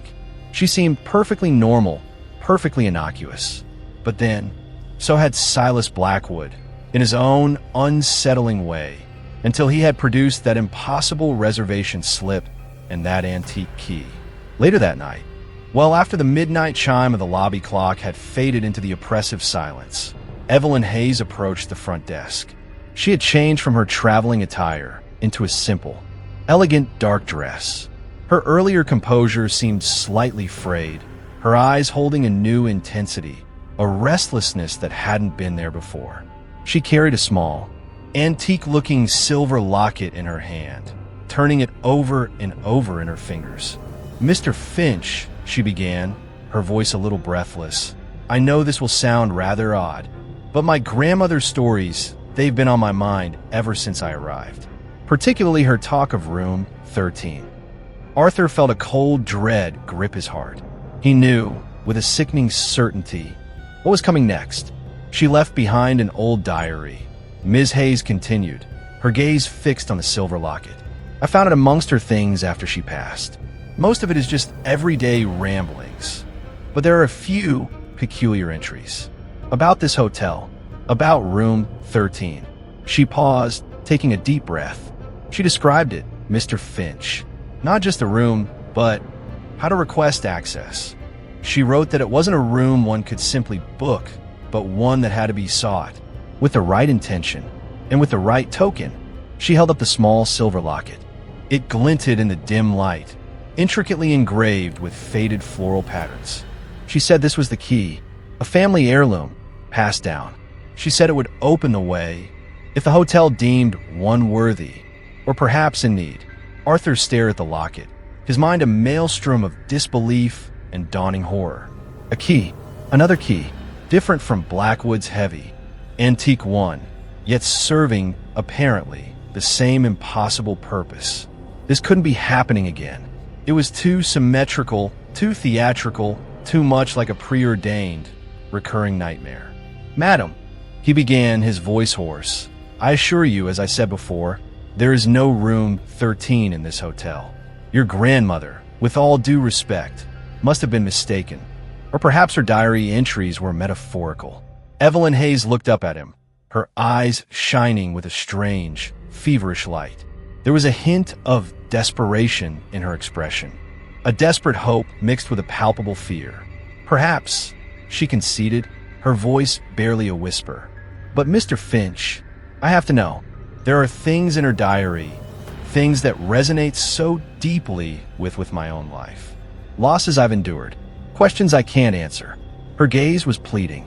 She wrote that room 13 was a place of ultimate understanding, or ultimate peace. "Please, Mr. Finch, if there is even the slightest chance, I must try. Will you at least show me where it would be? If it did exist." Arthur felt a wave of profound weariness wash over him, mingled with a chilling sense of inevitability. He was trapped. He was a facilitator, a reluctant Sharon ferrying souls to an unknown, spectral shore. To refuse would be pointless. The hotel, it seemed, had already chosen its next guest, and perhaps a dark, insidious thought whispered in the recesses of his mind. Perhaps seeing it again, witnessing the phenomenon with another person, might provide some clue, some understanding, some way to fight back against this encroaching madness. Or perhaps he was simply succumbing to it. "Very well, Ms. Hayes," he said, his voice flat, devoid of emotion. "Follow me."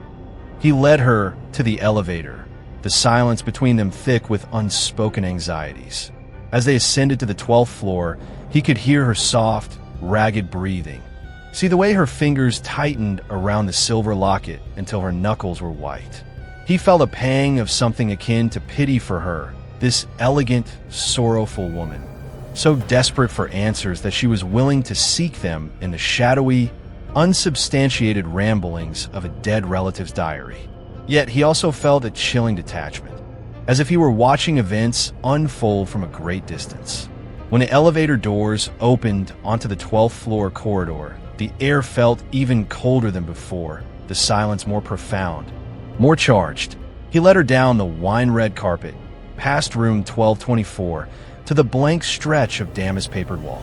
"This is the space," he said, his voice a low murmur. "According to the floor plans, this is nothing, just wall." Evelyn Hayes stared at the patterned wallpaper, her expression a mixture of awe, trepidation, and a desperate, fragile hope. She clutched the silver locket tightly. "And what now?" she whispered, her gaze fixed on the wall. "What did your grandmother's diary say?" Arthur asked, his voice barely audible. She closed her eyes for a moment, as if recalling the instructions. She said to hold the token, to think of what is lost, what is sought, and to ask. She opened her eyes. They were bright with unshed tears. She took a deep, shuddering breath and stepped closer to the wall, her free hand reaching out to touch its cool surface. She held the silver locket aloft, pressing it gently against the wallpaper, against a faded damask rose that seemed no different from any other. For a moment, nothing happened. The wall remained solid, impassive. Arthur felt a flicker of something that might have been relief. Perhaps it had all been a one-time aberration, a unique conjunction of circumstances with Silas Blackwood. Perhaps Miss Hayes's locket was just a piece of old jewelry, her grandmother's diary the product of a vivid imagination. But then, the air in front of the wall began to shimmer. It was the same effect he had witnessed with Blackwood, that subtle, heat-hazed distortion, the faint, almost subaudible hum. Evelyn Hayes gasped, a small, choked sound, her eyes wide with a mixture of terror and elation. The shimmering intensified, the wallpaper pattern dissolving into a swirling vortex of pale, silvery light, a light that seemed to resonate with the locket she held. And then with that same soft, sighing sound, the narrow, dark doorway materialized, its featureless wooden surface radiating an ancient, palpable cold.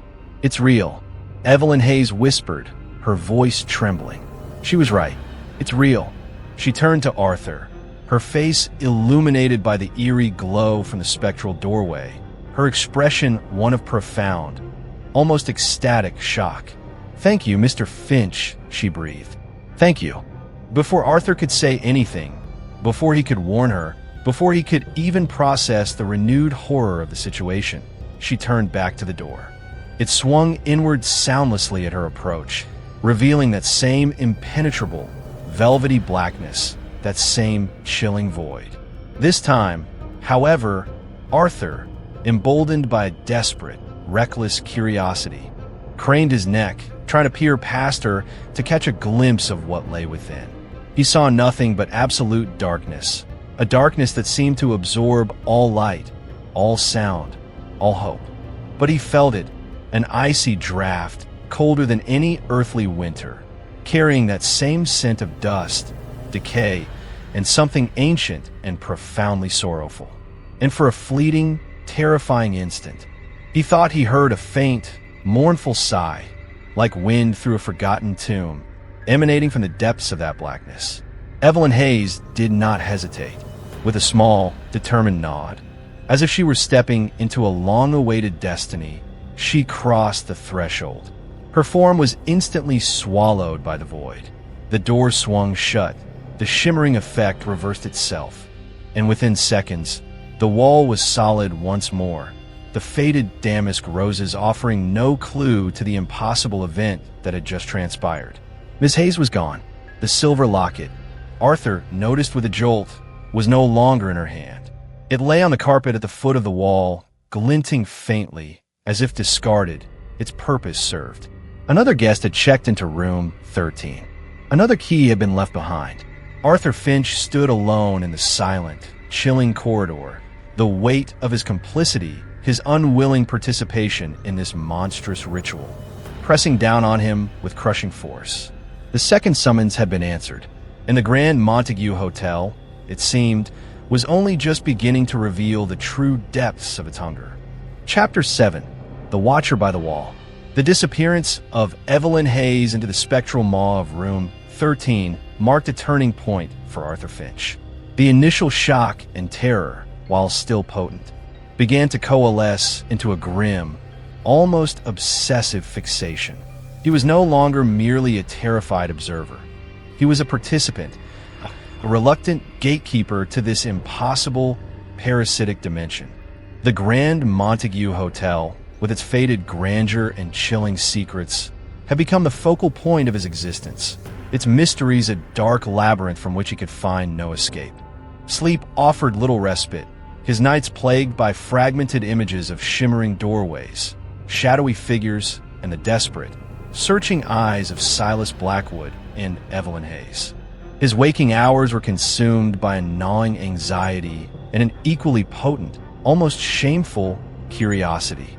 He found himself drawn repeatedly to the 12th floor, to that blank stretch of damask-papered wall, as if it were a magnet, pulling him towards its silent, inscrutable presence. He began to spend his breaks, even precious minutes stolen from his official duties, lingering in the corridor outside the space where room 13 manifested. He would stand there, sometimes for long stretches, just watching the wall, listening, his senses stretched taut, hoping for what?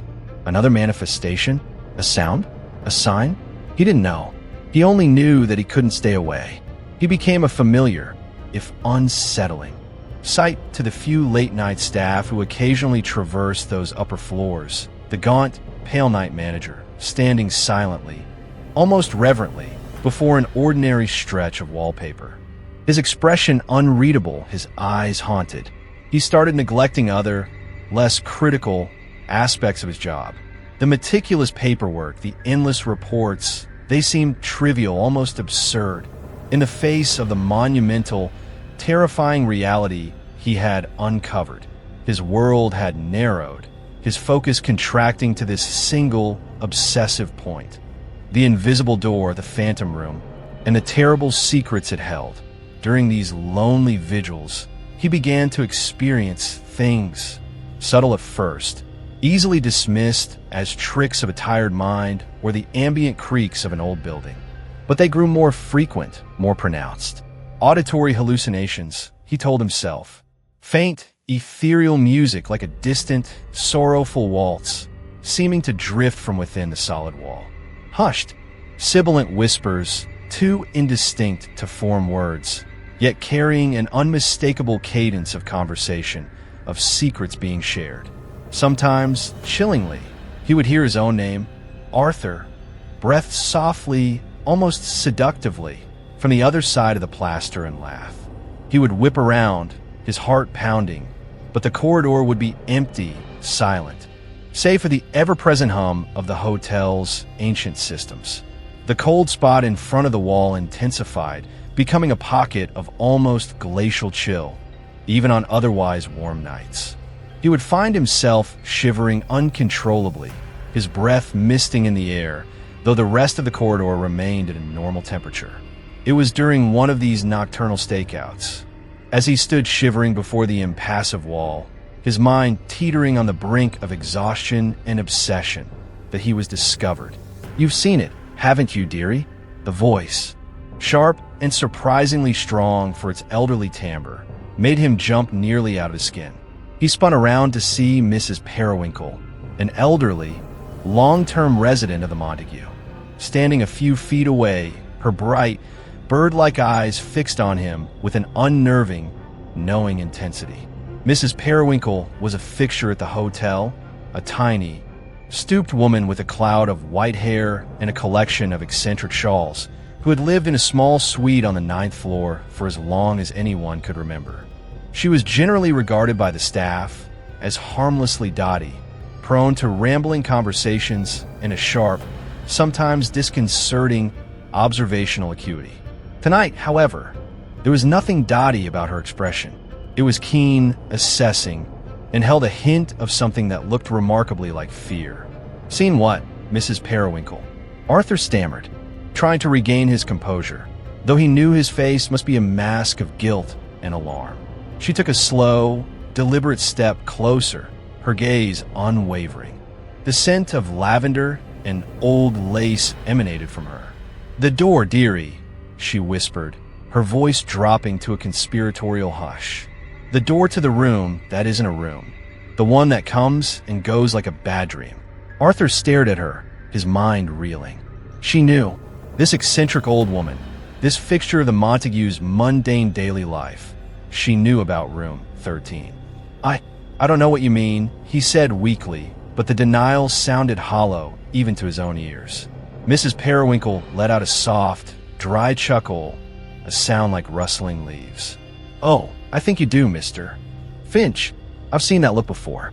The look of a man who's peeked behind the curtain and seen something he wasn't meant to see. It's been many years since I saw it on a night manager's face." She beckoned him with a gnarled, bee-ringed finger.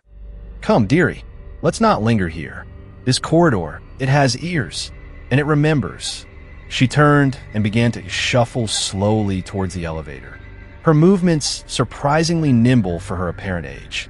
Arthur, after a moment's hesitation, found himself following her, his curiosity and a desperate need for answers overriding his fear.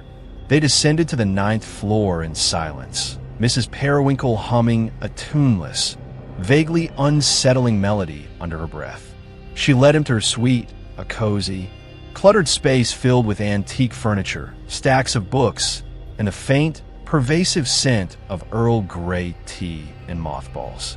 She gestured for him to sit in a worn, chintz armchair, while she poured them both a cup of tea from a steaming pot, her movements precise and practiced. "Now then, Mr. Finch," she said, settling herself opposite him, her bird-like eyes still fixed on his face. "Tell me what you saw, and who you saw go in." Arthur, his defenses crumbling under her knowing gaze and the unexpected offer of a confidant, however unlikely, found himself blurting out the whole story. Silas Blackwood, his antique key and impossible reservation. Evelyn Hayes, her grandmother's diary and the silver locket. The shimmering doorways, the impenetrable darkness, the lingering chill. He spoke for nearly an hour, the words tumbling out in a torrent of fear, confusion, and a desperate need for validation. Mrs. Periwinkle listened patiently, her expression unchanging, save for an occasional, almost imperceptible nod. When he had finished, silence descended upon the room, broken only by the gentle ticking of a grandfather clock in the corner. Mrs. Periwinkle took a slow sip of her tea. "Yes," she said finally, her voice soft. yet carrying an undeniable weight of authority. It is as I remembered it. The room, it still calls them. It still takes them. You've seen it before? Arthur asked, his voice barely a whisper. Mrs. Periwinkle nodded slowly. Oh yes, dearie. Many years ago. I was a young woman then, working here as a chambermaid. Not much older than a girl. It was a different time, the hotel grander, more vibrant, but the shadows were always there. Even then, she paused, her gaze becoming distant, focused on some unseen point in the past. There was a man, she continued, her voice dropping to a near whisper. A wealthy industrialist, I believe. Arrogant, powerful. He had dalliances, secrets, the kind of hotel often harbored. One night, I was doing my late rounds, collecting linens. I saw the door, shimmering, just as you described, on the 12th floor where no door should be. And I saw him, this industrialist, at the threshold. But he wasn't going in, Mr. Finch. He was trying to get out. Her eyes, when they met Arthur's, were wide with a remembered terror. His face, I will never forget his face. It was a mask of pure, unadulterated horror. He was clawing at the doorframe, his fingernails breaking, screaming without a sound. And then something pulled him back, silently, inexorably, into that blackness. The door vanished, and he was gone. Mrs. Periwinkle shuddered, a tremor running through her tiny frame. I never spoke of it. Who would have believed me? They'd have said I was mad. I quit my job shortly after, but I couldn't stay away from the Montague. It had marked me. I came back, years later, as a resident. I needed to be near it, to watch it, to make sure. I don't know what. To bear witness. Perhaps. She looked at Arthur, her expression a mixture of pity and a strange, shared understanding. That room, Mr. Finch, it's not just a room. It's a collector. It preys on certain souls. The lost, the desperate, the ones with secrets too heavy to bear. It offers them something they think they want. Answers, peace, escape. But it's a lie. It takes them, and it keeps them. She leaned forward, her voice dropping to an urgent whisper. You must be careful, Mr. Finch. It knows you've seen it now. It knows you're aware. It might develop an interest in you too. Stay away from that corridor. Don't listen to its whispers. Don't become another one of its curiosities. Her words, her story, sent a fresh wave of terror through Arthur. A collector. It keeps them. The image of the man clawing his way out, only to be dragged back into the void, was horrifyingly vivid. He felt a sudden, desperate urge to flee, to escape the Montague, to put as much distance as possible between himself and that malevolent, spectral room. But even as the thought formed, he knew it was too late. He was already too deeply enmeshed. The hotel had marked him too, as he was about to voice his fears, to ask Mrs. Periwinkle if there was any way to fight it, any way to escape its influence. The sharp, insistent jangling of the front desk telephone, transmitted through the small intercom speaker Mrs. Periwinkle kept by her chair, cut through the silence of the room. Arthur's blood ran cold. It was well past 3 a.m. Who would be calling at this hour? He excused himself, his mind racing, and hurried back down to the lobby. He picked up the receiver, his hand trembling. Front desk. Finch speaking. Yes, hello. The voice on the other end was young, male, and fraught with a desperate, almost hysterical urgency. My name is David. David Miller. I need to get into room 13. Right now. It's an emergency. My sister. I think my sister is in there. Arthur's heart sank. Another one. Another summons. He looked up from the phone, his gaze sweeping the empty, shadowed lobby. And there, standing by the main entrance, as if he had materialized out of the very shadows themselves, was a young man, disheveled, pale-faced, clutching a faded photograph in his hand, his eyes wide with a mixture of terror and a desperate, pleading hope. He was staring directly at Arthur. The watcher by the wall had just been joined by another potential victim, and the night was far from over. Chapter 8, The Collector's Price. The young man who called himself David Miller was a study in raw, unadulterated desperation. He stood framed by the grand archway of the Montague's entrance, not as a silhouette against the distant city lights like Silas Blackwood had been, but as a stark, illuminated figure caught in the accusatory glare of the lobby's dim chandeliers. His clothes, jeans, a rumpled t-shirt, a thin jacket inadequate for the night's chill, were creased as if he'd slept in them, or perhaps hadn't slept at all for several days. His hair was disheveled, falling across a forehead damp with perspiration despite the cool night air. But it was his eyes that seized Arthur's attention, wide, bloodshot, and darting around the opulent, shadowy lobby with a hunted, almost feral terror, before locking onto Arthur with an intensity that was both pleading and demanding. In his hand, he clutched a faded photograph, the edges softened and frayed from repeated handling, holding it out as if it were a talisman or a desperate offering. Arthur slowly replaced the receiver, the young man's frantic voice still echoing in his ear. "My sister. I think my sister is in there. In room 13. The words hung in the supernaturally still air of the lobby. A fresh wave of dread washing over Arthur, so potent it was almost nauseating. He had just left Mrs. Periwinkle, her chilling tale of the man dragged back into the void, her warnings about the room's predatory nature still ringing in his ears. And now, mere moments later, another potential victim had materialized, drawn by that same insidious, invisible summons. The hotel, it seemed, was relentless, its appetite insatiable. He felt a flicker of anger, a helpless rage against this ancient, malevolent entity that used human sorrow and longing as bait. But the anger was quickly subsumed by a profound weariness, a sense of being caught in an inexorable, terrifying machine. "Mr. Miller?" Arthur asked, his voice sounding strangely calm, almost detached, as if he were an actor reciting lines in a play whose horrifying conclusion he already knew. The young man nodded vigorously, taking a few hesitant steps into the lobby, his gaze still fixed on Arthur. "Yes, that's me. David Miller. You're the night manager, right?" "Finch." Arthur nodded. "You have to help me," David continued, his voice cracking, the words tumbling out in a rush. "My sister, Sarah, she disappeared 2 years ago. Just vanished. No note, no trace, nothing. We looked everywhere, police, private investigators, nothing." He gestured with the photograph, his hand trembling. "This is her, Sarah." Arthur could see the image now, a young woman smiling, her eyes bright with life, standing before what looked like a sun-drenched beach, a stark, painful contrast to her brother's current, haunted state. "She was always different," David went on, his voice thick with a mixture of grief and a desperate urgency.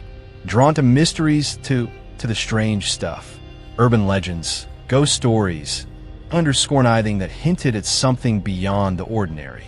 He ran a hand through his already disheveled hair, his agitation palpable. About a month before she disappeared, she got obsessed with this place. The Grand Montague. She'd read something, somewhere an old blog, a forum post, I don't know, about a hidden room here. A room that wasn't on any of the maps. A room called 13. He looked at Arthur, his eyes wide, searching for any sign of recognition, any flicker of understanding. She said it was a place where people found things. Answers. Or they got lost. She thought it was fascinating. I told her it was crazy, just some internet nonsense. But she wouldn't listen. Arthur remained silent, his face a carefully constructed mask of neutrality, though inside, his heart was a cold, heavy stone. Every word David Miller spoke was another nail in the coffin of his own dwindling sanity, another confirmation of the Montagues' far-reaching, insidious influence. Sarah Miller. Another name, perhaps, for the Phantom Ledger. Another soul drawn towards the room that collected them. "The last time I heard from her," David choked out, his voice breaking, "was a postcard. From this city. Mailed from this hotel, according to the postmark." He fumbled in his jacket pocket and produced a worn, creased postcard. He held it out to Arthur. It was a generic image of the city skyline, the kind sold in any tourist shop. But on the back, scrawled in a hurried, almost illegible hand, were a few chilling words. "Found room 13. Soon we'll understand. Love S." Soon we'll understand, David repeated, his voice a hoarse whisper. Understand what? I've been going crazy for 2 years, Mr. Finch. 2 years of not knowing. And then, a few days ago, I was going through her old laptop. I found a file. A research file, she called it. Full of stuff about this hotel. About room 13. Notes about how it only appears to certain people. People who are called. People with a deep, unresolved longing. Or people who are searching for someone who's already inside. He looked directly at Arthur, his gaze piercing. She wrote that if someone you loved went into room 13, and if your longing for them was strong enough, the room might let you follow. It might show you the way. Arthur felt a profound, icy dread envelop him. This was a new, horrifying dimension to the room's cruelty, not just taking individuals, but using their loved one's grief as a lure, a means to draw even more victims into its spectral embrace. It was a predator that understood the deepest, most vulnerable bonds of human connection and twisted them to its own monstrous purpose. Mr. Miller, Arthur began, his voice low, trying to inject a note of caution, of reason. Though he knew it was futile. This hotel, it has many stories, many legends. Room 13, it's one of them. But it's not a real place. It doesn't exist on any floor plan. There is no such room. He knew, even as he spoke the words, that they were a lie, a hollow attempt to deny the undeniable. He had seen the door. He had seen 2 people walk through it. David shook his head vehemently, his eyes blazing with a desperate, almost fanatical conviction. No, you're wrong. It's real. Sarah found it, and I'm going to find her. I have to. He took another step closer, lowering his voice, his gaze darting around the empty lobby as if he feared being overheard by unseen listeners. Her notes, they described how to ask for it, how to show the room what you're looking for, who you're looking for.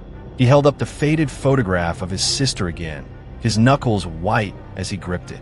This, he said, his voice trembling with a mixture of hope and terror. This is my token, my key, just like she wrote. Arthur thought of Silas Blackwood's antique metal key, of Evelyn Hayes's silver locket.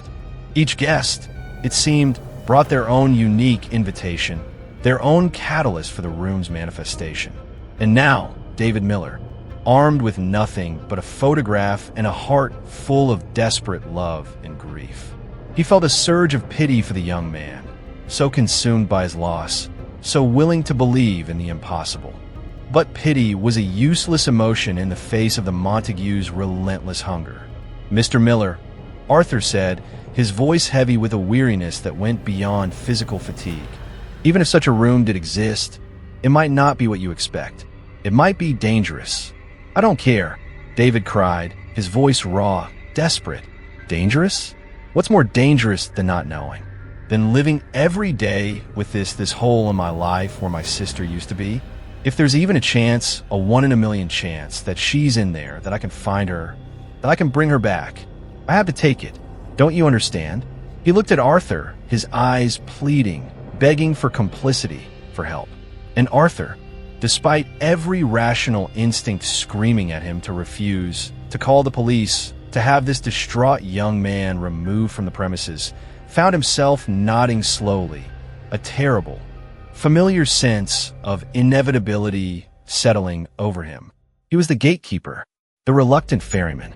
It was his role, it seemed, in this horrifying, recurring drama. "All right, Mr. Miller," he said, his voice barely a whisper. "I'll take you to the 12th floor. I'll take you to the place where your sister's notes say the room might be." He didn't know why he was doing it. Was it a sense of responsibility? A morbid curiosity to see if a mere photograph could indeed summon that spectral portal? Or was it something darker? A subtle corruption of his own, will by the hotel's insidious influence. A part of him that now, perversely, wanted to see the phenomenon again, to witness the impossible one more time? He couldn't be sure. He only knew that he was, once again, leading someone towards that blank stretch of damask-papered wall, towards the beckoning void of room 13. The collector, as Mrs. Periwinkle had called it, was about to receive another offering. And Arthur Finch, its unwilling acolyte, was paving the way. The ascent to the 12th floor with David Miller was a silent, tension-fraught journey, punctuated only by the young man's ragged, shallow breathing and the soft, mournful sigh of the ancient elevator. Arthur watched him covertly. David clutched the photograph of his sister, Sarah, as if it were a lifeline, his gaze fixed on its smiling image, his lips moving silently, perhaps in prayer, perhaps in a desperate, one-sided conversation with the woman he had lost. There was a fragile, almost childlike vulnerability about him, juxtaposed with a fierce, almost fanatical determination that Arthur found both pitiable and deeply unsettling. He was a moth drawn to a flame, a lamb willingly approaching the slaughter, driven by a love so profound it blinded him to the inherent madness of his quest. Arthur felt a fresh wave of self-loathing. He was leading this grief-stricken young man into unimaginable peril, complicit in whatever horrors awaited him beyond that spectral threshold. Yet, what was the alternative? To try and physically restrain him? To call the authorities and have him dismissed as a deluded, harmless lunatic? The hotel, Arthur was beginning to understand, had its own ways of ensuring its guests reached their destination. His intervention, or lack thereof, was likely irrelevant in the grand, horrifying scheme of things. When the elevator doors whispered open onto the 12th floor corridor, the familiar, oppressive atmosphere hit Arthur with renewed force. The air was colder here, imbued with that distinct, lingering chill and the faint, unsettling scent of dust, decay, and something anciently sorrowful. David Miller shivered, pulling his thin jacket tighter around himself, but his eyes, when they scanned the dimly lit corridor, held a new, almost feverish intensity. He seemed to sense it too, the palpable wrongness of this place, the subtle vibrations of an unseen, malevolent presence. Yet, instead of recoiling, he seemed to lean into it, his pace quickening as Arthur led him towards the infamous stretch of blank wall between room 1224 and room 1226. They stopped before the damask-papered expanse. It looked, as always, innocuous, ordinary, offering no hint of the impossible portal it could become. David stared at it, his breath catching in his throat, his knuckles white as he gripped the photograph. "This is it," he whispered, his voice hoarse with a mixture of awe and terror. "This is where Sarah—" Arthur nodded slowly, unable to speak, a heavy weight of dread settling in his chest. He watched as David took a deep, shuddering breath, as if steeling himself for an ordeal. The young man closed his eyes for a long moment, his lips moving silently. Then he opened them, his gaze fixed on the wall with an almost painful intensity. He raised the photograph of his smiling sister, his hand trembling so violently that the image blurred. He pressed it gently against the wallpaper, against a faded damask rose, much as Evelyn Hayes had done with her silver locket. For a long, agonizing moment, nothing happened. The wall remained stubbornly solid. The corridor was silent, save for David's ragged breathing and the distant, mournful hum of the city. Arthur felt a flicker of desperate, irrational hope. Perhaps it wouldn't work this time. Perhaps a mere photograph, an object imbued only with love and grief, lacked the specific, arcane properties of Blackwood's key or Hayes's locket. Perhaps David Miller would be spared. But then, the air in front of the wall began to shimmer. It was a fainter effect than before, more subtle, almost hesitant, as if the room itself were uncertain. Or perhaps, more insidiously, as if it were deliberately drawing out the suspense, savoring the young man's desperate anticipation. The temperature in the corridor plummeted, and the low, subaudible hum that Arthur had come to associate with the room's manifestation began to vibrate through the floorboards, through the very air they breathed. David let out a small, choked cry, a sound that was part elation, part terror. The shimmering intensified, the wallpaper pattern dissolving into a swirling vortex of pale, ghostly light. The light seemed to coalesce around the photograph in David's hand, drawing energy from it, from the raw emotion it represented. And then, with that familiar, soft, sighing sound, the narrow, dark doorway materialized, its featureless wooden surface radiating an almost unbearable coldness, an aura of profound, ancient sorrow. It was real, again, summoned by a faded photograph and a brother's desperate love. Room 13 had opened its maw once more. David Miller stared at the doorway, his face a mask of conflicting emotions, disbelief, terror, hope, and a terrible, dawning understanding of the enormity of what he was about to do. He looked back at Arthur, his eyes wide, pleading, as if seeking some last-minute reassurance, some absolution for the madness he was embracing. "Sarah," he whispered, his voice trembling, his gaze fixed on the impenetrable blackness beyond the threshold. "Sarah, are you in there?" There was no reply from the void, only that chilling, silent invitation. He took a hesitant step towards the door, then another. He was at the very precipice, teetering on the brink of the unknown. He turned to Arthur one last time, his face pale, his eyes filled with a desperate, almost unbearable plea. If I don't come back," he began, his voice cracking. Before Arthur could respond, before he could offer any empty words of comfort or futile warnings, David Miller, with a sudden, convulsive cry of "Sarah," lunged forward, plunging through the dark doorway and into the Stygian blackness beyond. His form was instantly swallowed by the void, his desperate cry cut off abruptly, as if a heavy curtain had fallen.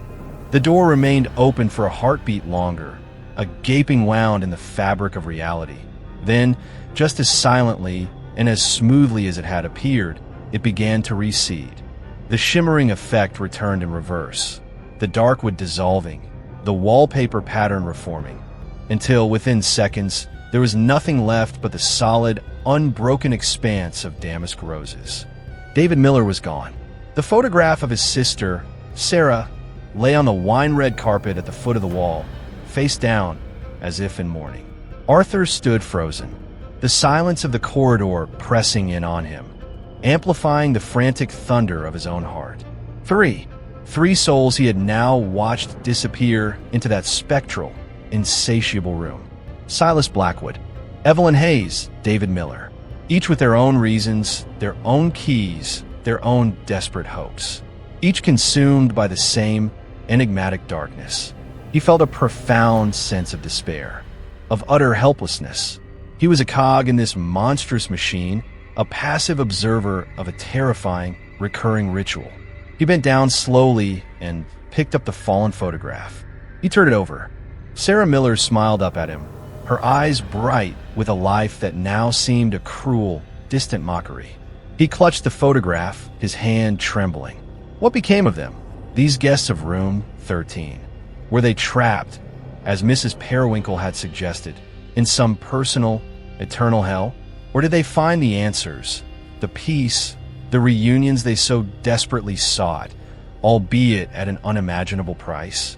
As he stared at Sarah's smiling face, a new, insidious thought began to creep into his mind, a cold, terrifying whisper that seemed to emanate from the very walls of the Grand Montague.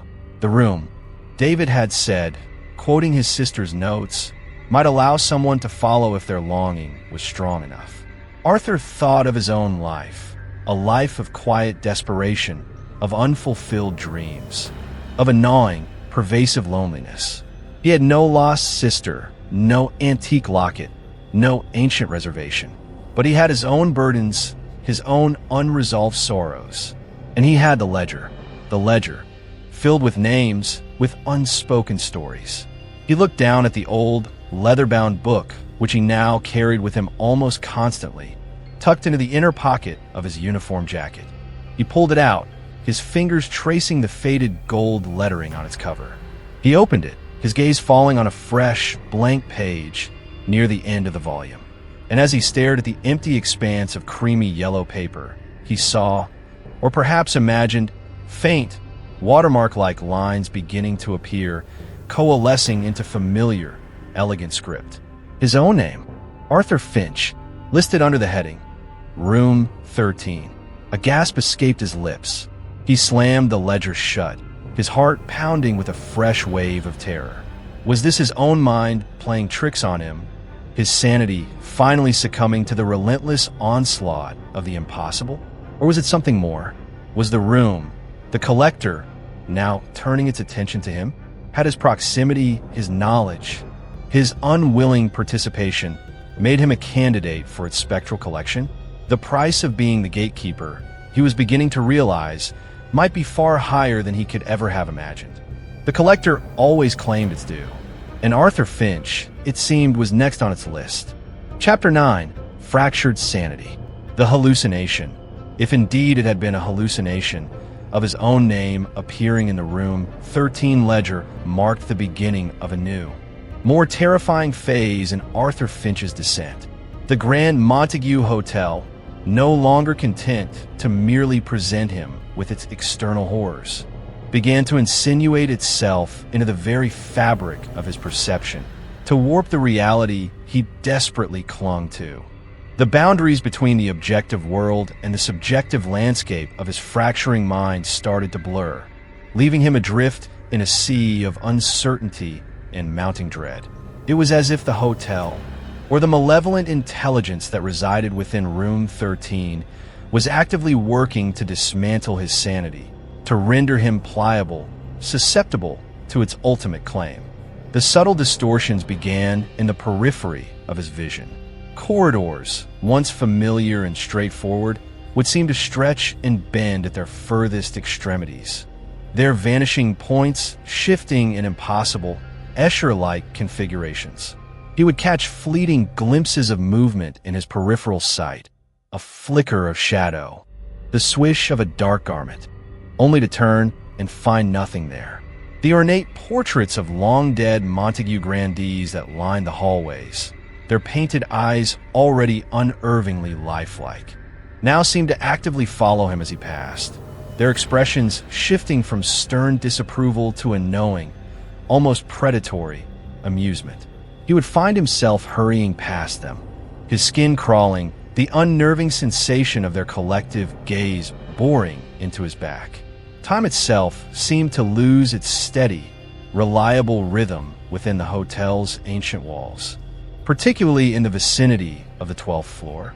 Clocks, the grandfather clock in the lobby, the smaller carriage clocks in the public rooms, even his own wristwatch, would occasionally stop for no discernible reason, their hands frozen at some arbitrary moment, only to resume their ticking minutes later as if nothing had happened. More disturbingly, he sometimes witnessed them running backward, the second hand sweeping in a counterclockwise direction, the minutes and hours regressing, as if time were being unspooled, rewound. These episodes were brief, fleeting, and always occurred when he was alone, leaving him to question whether he had truly seen them or if they were merely products of his increasingly overwrought imagination. His own reflection became a source of unease.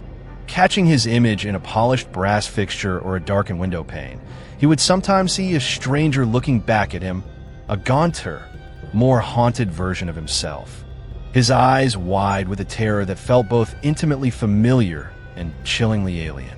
The lines on his face seemed deeper, his hair thinner, his expression one of stark, uncomprehending horror.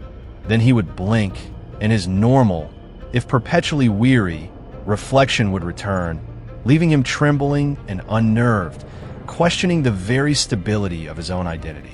Was the hotel showing him his future, or was it merely reflecting the internal erosion of his psyche? The sensory disturbances escalated.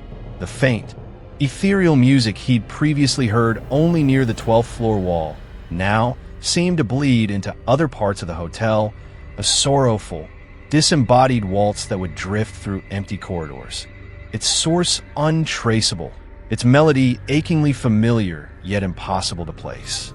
The whispering voices, once confined to the vicinity of room 13, became more pervasive, seeming to emanate from the very walls themselves, from the sighing ventilation, from the rustle of curtains in an unseen draft. They were still largely indistinct, a sibilant chorus of secrets and lamentations. But sometimes, with chilling clarity, he would hear his own name, Arthur, woven into their mournful tapestry, a seductive, beckoning call from the shadows. The olfactory hallucinations, too, grew more pronounced. The faint, archaic scent of dust, decay, and dried herbs, once localized to the 12th floor and the spectral presence of Blackwood, now seemed to permeate the entire hotel, a constant, unsettling reminder of the ancient, unseen forces at play. Sometimes, it would be mixed with other, more disturbing odors, the faint, coppery tang of old blood, the cloying sweetness of wilting funeral flowers, the damp, earthy smell of a freshly opened grave. These scents would appear suddenly, intensely, then vanish just as quickly, leaving Arthur nauseated and trembling, questioning the reliability of his own senses. He began to find small, incongruous objects in unexpected places, particularly near that blank stretch of wall on the 12th floor. A child's scuffed wooden spinning top, lying abandoned in the middle of the corridor, though no children had been registered on that floor for weeks.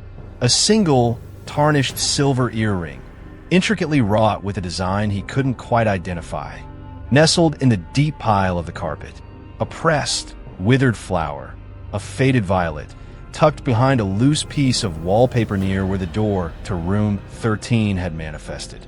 These items felt deeply personal, imbued with a faint, sorrowful energy, as if they were echoes, fragments, of the lives that had been consumed by the phantom room, their essence bleeding through the thinning veil between worlds. He would collect these small, sad relics, hiding them away in the same locked drawer as the ledger and the keys. His collection of terrifying, tangible evidence growing with each passing night. His interactions with the few remaining staff and the rare late-night guests became strained, fraught with a barely concealed paranoia. He found himself scrutinizing their faces, searching for any sign that they, too, were aware of the hotel's encroaching strangeness, any indication that they could see or hear the things he did. But they all seemed oblivious, cocooned in their own mundane realities, their conversations focused on trivialities, their concerns refreshingly normal. He was alone in his perception of the Montagues' unraveling, an isolated witness to a slow, creeping apocalypse of the senses. Mrs. Periwinkle, his only confidant, had become more withdrawn since their conversation, her encounters with him brief, her eyes holding a new, deeper sadness, as if she were watching him succumb to an inevitable fate. The old ledger, his constant, morbid companion, seemed to change as well.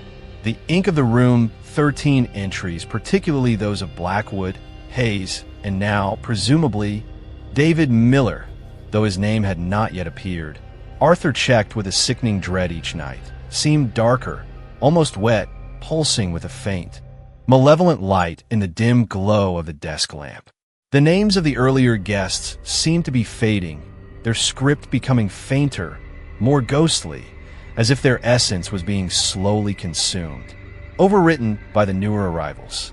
In the faint, watermarked image of his own name on that blank page, it was still there, sometimes more distinct, sometimes barely visible, a terrifying, conditional presence in that book of the damned.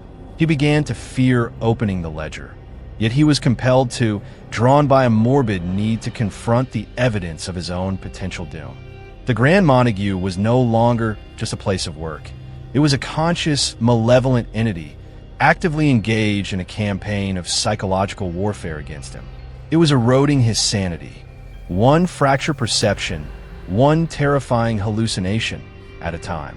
Arthur Finch, the man of logic and order, was losing his grip, his carefully constructed reality crumbling like the ancient plaster of the hotel's hidden, decaying core.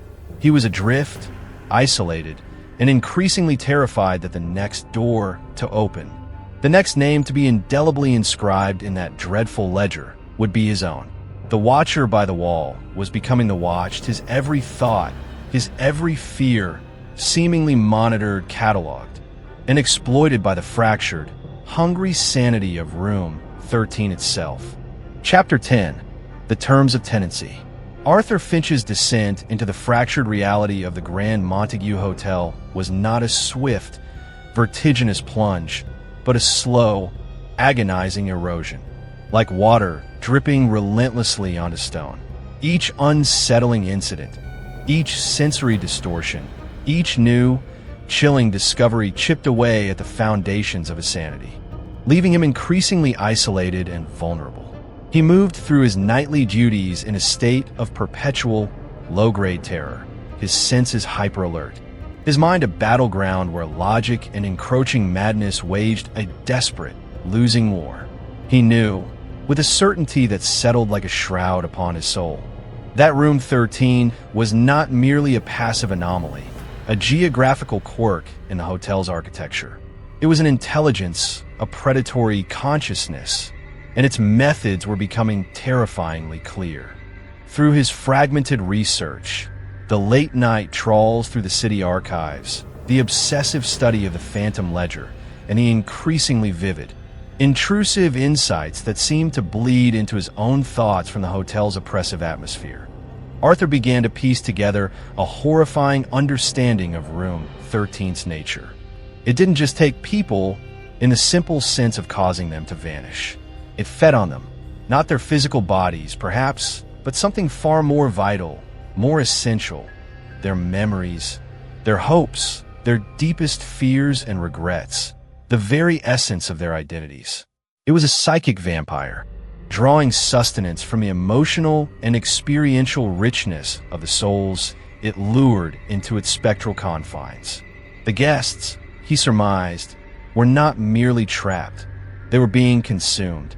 Their individualities slowly, inexorably leached away, leaving them as hollow, echoing shells within its ever-shifting, non-Euclidean spaces, or perhaps erasing them from existence altogether. Their energy absorbed into the room's ancient, insatiable hunger. This horrifying realization cast the old ledger in an even more sinister light. He examined it again under the dim, unsteady glow of the front desk lamp, his hands trembling. The ink of the Room 13 entries, particularly the most recent ones, seemed to pulse with that faint, dark, almost sentient light, a sign, he now believed, of their freshness, their undigested vitality. And the older entries, the ones from decades past, they were undeniably fainter, their script more spectral, more ethereal, as if the very ink that formed their names was being slowly reabsorbed by the page, by the entity that the ledger represented. It was as if Room 13 had a finite capacity, or perhaps, more terrifyingly, as if its older tenants were being gradually, completely metabolized, their stories fading into the nothingness from which the room itself seemed to spring. The dashes in the departure column took on a new, more profound horror. They did not signify an unknown departure date, but the impossibility of departure, the finality of absorption. This dawning understanding of the terms of tenancy within Room 13 brought with it a new, chilling fear for his own fate. The faint, watermarked appearance of his name in the ledger was no longer a mere hallucination he could attempt to dismiss.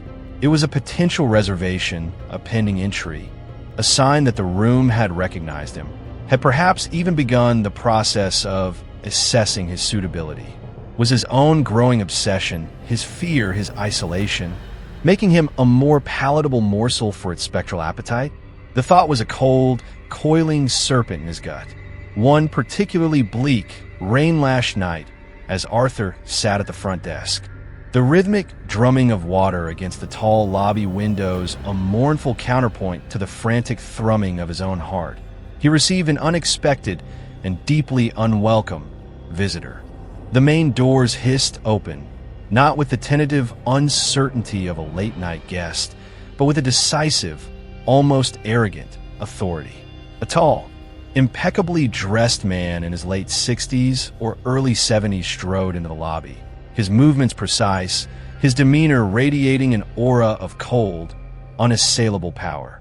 He carried a silver-tipped cane, though he seemed to require it less for support than as an accessory, a subtle emblem of his status. His face was hawk-like, his eyes the color of ice, and his thin lips were set in a permanent expression of disdain. Arthur recognized him instantly from the faded photographs in the hotel's historical displays, and from a brief, dismissive mention by Mr. Abernathy during his initial tour. It was Mr. Alastair Finch, the rarely seen, almost mythical owner of the Grand Montague Hotel, and by a cruel, ironic twist of fate that Arthur had tried his best to ignore, his distant, estranged uncle. Arthur had not seen Alastair Finch since he was a child, at some strained, uncomfortable family gathering long consigned to the dusty archives of his memory. Their shared surname was a coincidence he had hoped would remain just that, a meaningless, unacknowledged link. But the elder Finch's sudden, unannounced appearance in the dead of night filled Arthur with a profound sense of foreboding. This was no casual visit. "Arthur," Alastair Finch said, his voice as cold and sharp as his eyes. The single word an acknowledgement, not a greeting. "I trust my establishment is functioning to your satisfaction?" The sarcasm was subtle, yet unmistakable. Arthur rose slowly from his chair, his legs feeling unsteady. "Mr. Finch, Uncle Alastair, this is unexpected." "Indeed," Alastair replied, his gaze sweeping the empty lobby with a proprietary air. "I find that unannounced inspections often yield the most illuminating results." He fixed Arthur with a penetrating stare. "You appear unwell, Arthur. The burdens of night management, perhaps? Or has the unique atmosphere of the Montague begun to affect your constitution?" There was a knowing glint in his icy eyes, a suggestion that he was aware of more than he let on. Arthur felt a desperate urge to confide in him, to pour out the story of Room 13, of the vanishing guests, of the encroaching madness. Perhaps this powerful, influential man, the owner of this cursed hotel, could offer some explanation, some solution. Perhaps he could put a stop to it.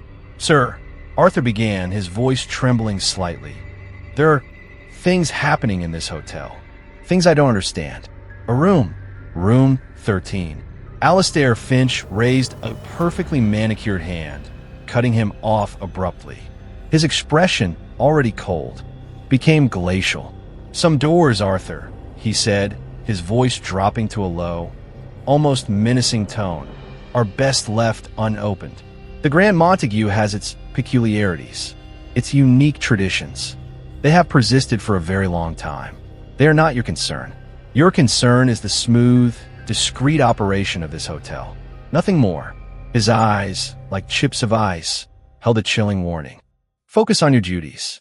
Ensure the comfort and privacy of our guests. And do not delve into matters that are beyond your purview or your comprehension." The implication was terrifyingly clear. Alastair Finch knew. He knew about Room 13. He knew about its traditions. And he was, in his own cold, pragmatic way, sanctioning its existence, perhaps even facilitating it. The hotel's peculiarities were not a problem to be solved, but a feature to be managed, to be discreetly accommodated. Arthur stared at his uncle, his nascent hope for help, for intervention, dying a swift, brutal death.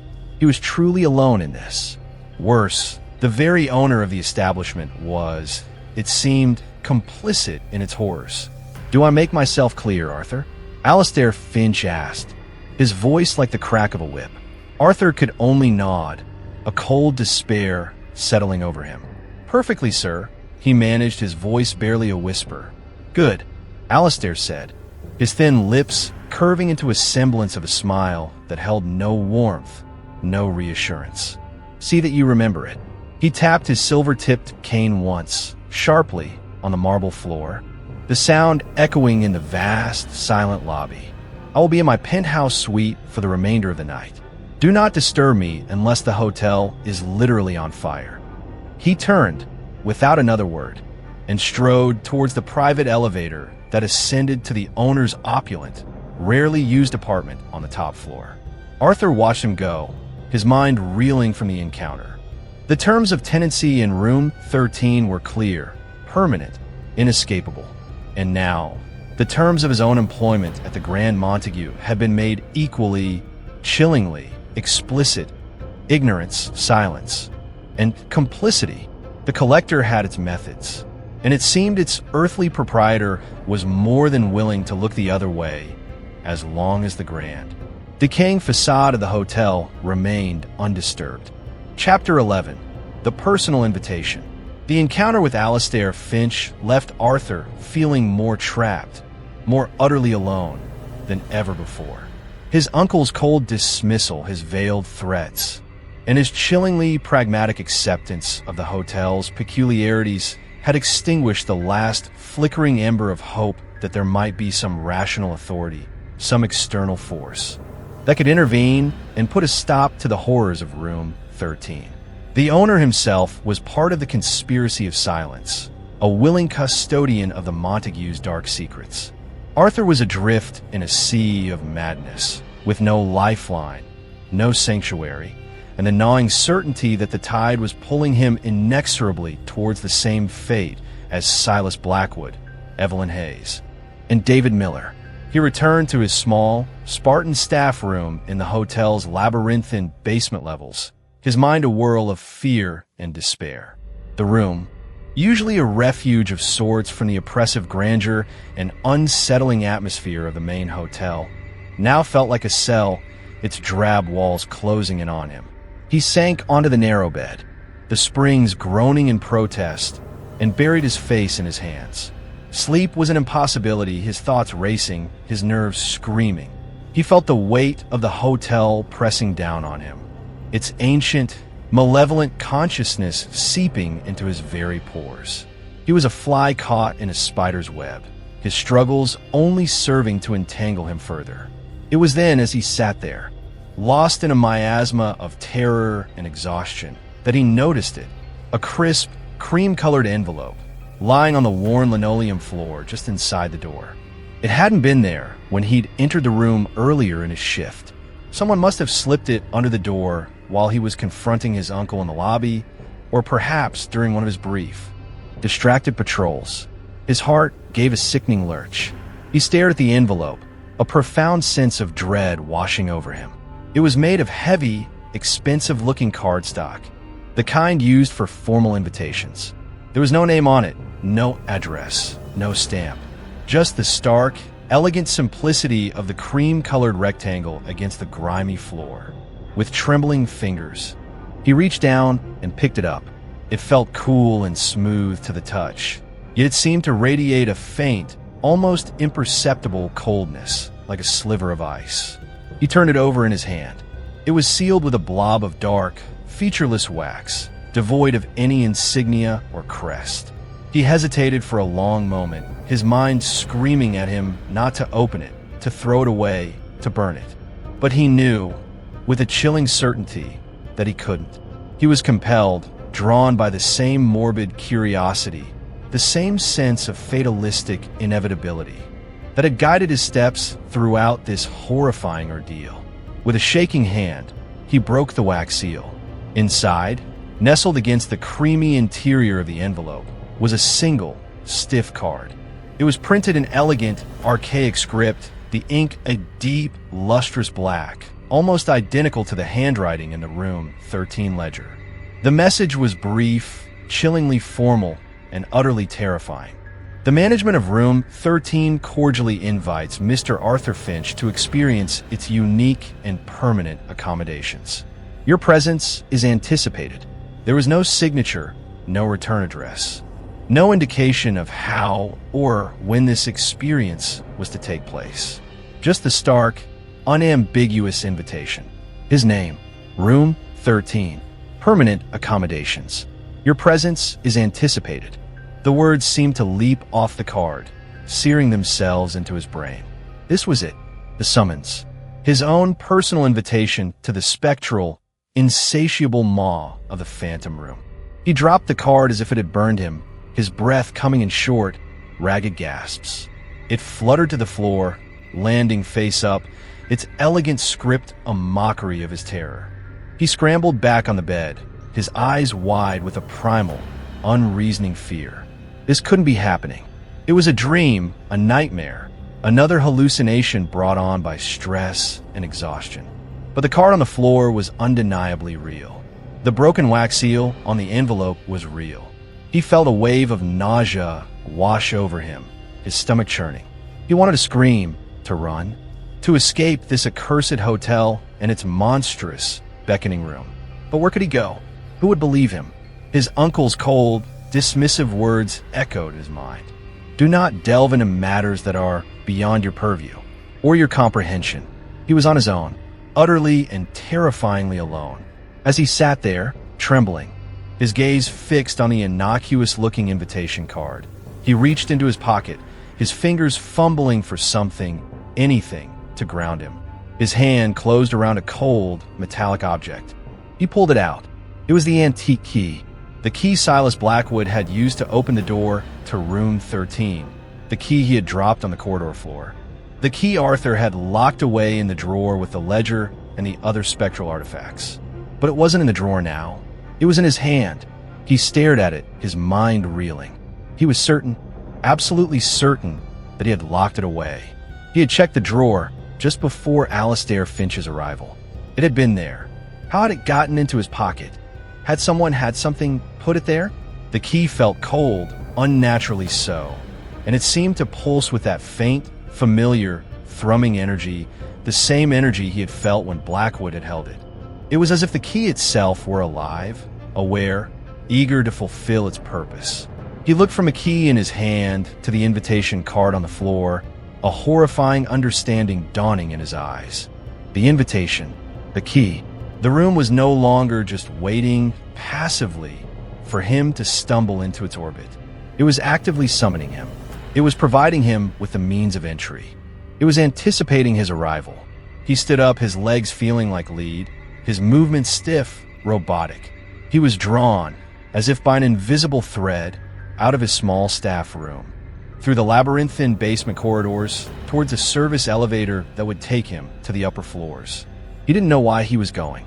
Part of him screamed in protest, begging him to turn back, to flee. But another, stronger, more insidious part, a part that had been subtly corrupted by the hotel's influence, a part that was perhaps tired of fighting, tired of the terror, compelled him forward. Perhaps a dark whisper in his mind suggested this was the only way to understand, the only way to end it. When he reached the 12th floor, the corridor was even colder than usual, the silence more profound, more charged. He walked towards the blank stretch of damask-papered wall, the antique key clutched in his trembling hand, the invitation card tucked into his breast pocket, a death warrant resting against his heart. As he approached the spot where the door to room 13 had previously manifested, he noticed something new. The wall itself seemed to be different. It was no longer just an impassive barrier of plaster and wallpaper. It seemed to throb with a faint, deep red glow, a sickly, internal luminescence that pulsed in time with his own frantic heartbeat. And the whispers, they were clearer now, no longer indistinct murmurs, but coherent, seductive voices calling his name. Arthur, Arthur, join us. It's so peaceful here. All your worries will end. He stood before the glowing, whispering wall, the antique key heavy in his palm. The invitation was clear. The means of entry provided. The room was ready for him. His permanent accommodations awaited. Arthur Finch, the night manager of the Grand Montague Hotel, was about to check in, and he had a horrifying suspicion that, this time, there would be no checkout. Chapter 12, Crossing the Veil. The decision, if it could even be called that, was made in a state of numb, almost dreamlike resignation. Arthur Finch stood before the pulsating, crimson-tinged wall on the 12th floor, the antique key a cold, insistent weight in his palm, the seductive whispers from beyond the veil caressing his ears, promising an end to his torment. A surcease from the relentless terror that had become his constant companion. The invitation in his pocket felt like a brand against his skin, a formal summons to his own damnation.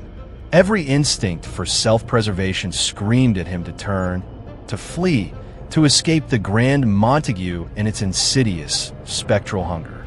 Yet, a deeper, more profound, and perhaps more terrifying, impulse held him rooted to the spot. It was a confluence of factors: the exhaustion that had eroded his will to resist, the morbid curiosity that had been a constant, treacherous undercurrent throughout his ordeal, and a sliver, a desperate, almost insane sliver of hope. Hope that by confronting this monstrous entity, by stepping willingly into its domain, he might somehow find a way to understand it, to fight it, perhaps even to save not only himself, but the other lost souls: Blackwood, Hayes, David Miller, and the countless, nameless others who had vanished into its depths. Before surrendering to the inevitable, however, a flicker of his former, methodical self surfaced. He knew he might not return. He knew the permanent accommodations offered by Room 13 were likely just that. He retreated briefly to the relative sanity of the front desk, his movements stiff, almost robotic. There, on a piece of official Grand Montague letterhead, he began to write. His hand trembled, the pen scratching nervously across the paper, but he forced himself to be coherent, to be precise. He detailed everything he had witnessed, everything he had discovered: the phantom ledger, the spectral archivists, the impossible appearances of Room 13, the vanishing guests, his uncle's chilling complicity, and finally, the personal invitation and the antique key that now seemed to burn in his pocket. He addressed the letter to a former colleague, a sharp, tenacious investigative journalist named Sarah Cartwright, a woman he knew possessed the courage and the resources to pursue such a bizarre, unbelievable story. He sealed the letter in an envelope, writing Sarah's address in a single, stark instruction on the front: to be opened only if I have not contacted you within 24 hours. He slipped it into the outgoing mail slot, a small, desperate act of defiance, a final message cast into the indifferent void of the mundane world. If he was to be consumed, at least some record of the truth, however incredible, might survive. Then, with a profound sigh that seemed to carry the weight of all his accumulated fear and despair, he returned to the 12th floor. The pulsating red glow from the wall was more intense now, the whispers more insistent, more seductive. "Arthur, it's time. We've been waiting." He stood before the spot where the door had previously materialized, the antique key held aloft. He took a deep, shuddering breath, the cold, tainted air of the corridor filling his lungs. He closed his eyes for a moment, a silent, futile prayer, or perhaps a farewell, on his lips. Then he opened them, his gaze fixed on the throbbing wall, and touched the key to its surface. The effect was instantaneous, more dramatic, more violent than before. The wall seemed to recoil from the touch of the key, the red glow flaring to an almost blinding intensity. The air crackled with an unseen energy, and the hum that vibrated through the floorboards rose to a deafening, disorienting roar. The surface of the wall dissolved, not into a shimmering, ethereal light, but into a swirling vortex of absolute, impenetrable blackness. A gaping maw that seemed to lead into the very heart of an ancient, cosmic night. The doorway that formed was wider, darker, more menacing than on previous occasions. A raw, jagged tear in the fabric of reality. A palpable cold, a cold that felt older than time itself, poured forth from the opening, along with that familiar, yet now overwhelmingly potent scent of dust, decay, and a profound, soul-chilling sorrow. Arthur Finch hesitated for only a heartbeat. Then, with a strange sense of calm, the calm of a man who has accepted his fate, however terrible, he stepped across the threshold. The moment he crossed the invisible line, the world behind him, the dimly lit corridor, the familiar pattern of the damask wallpaper, the distant, comforting hum of the hotel's mundane machinery, vanished as if it had never existed. He was plunged into an abyss of disorienting, non-Euclidean geometry, a space that defied all laws of physics, all sense of direction. It was not a single room, as he had perhaps naively imagined, but an ever-shifting, Escher-like labyrinth of interconnected spaces, a psychic landscape given terrifying, tangible form. He found himself in a distorted, nightmarish replica of the Grand Montague's opulent lobby, the marble floors cracked and uneven, the chandeliers dripping with a viscous, black ichor. The grand staircase twisting upwards into an impossible, unseen height. The air was thick, heavy, difficult to breathe, saturated with the smell of ages, of forgotten sorrows, of despair made manifest. Shadowy figures flitted at the periphery of his vision, their forms indistinct, their presence exuding an aura of profound, eternal torment. He stumbled forward, his feet unsure on the treacherous, shifting ground. The labyrinth changed around him, corridors stretching and contracting, doorways appearing and disappearing, the very walls seeming to breathe with a slow, malevolent rhythm. He passed through spaces that were grotesque parodies of luxury hotel suites, their once elegant furnishings now decayed and rotting. Cobwebs thick as shrouds, the air filled with the faint, mournful sound of weeping.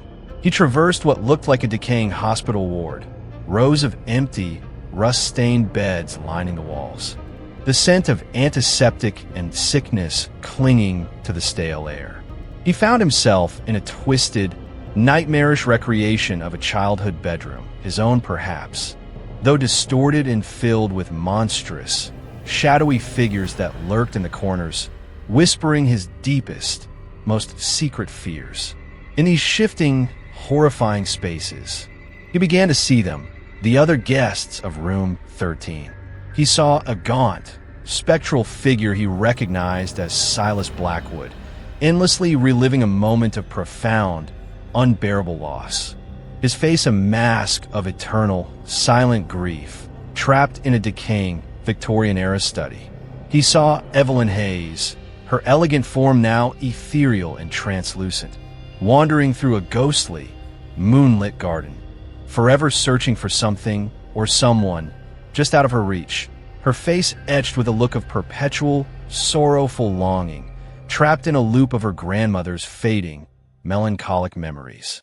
He saw David Miller, his youthful face contorted in a rictus of terror and despair, frantically running through an endless, shifting maze of identical corridors, calling out his sister Sarah's name, a name that echoed unanswered in the oppressive, suffocating silence, forever searching for a Sarah who was always just out of sight, always just around the next impossible corner.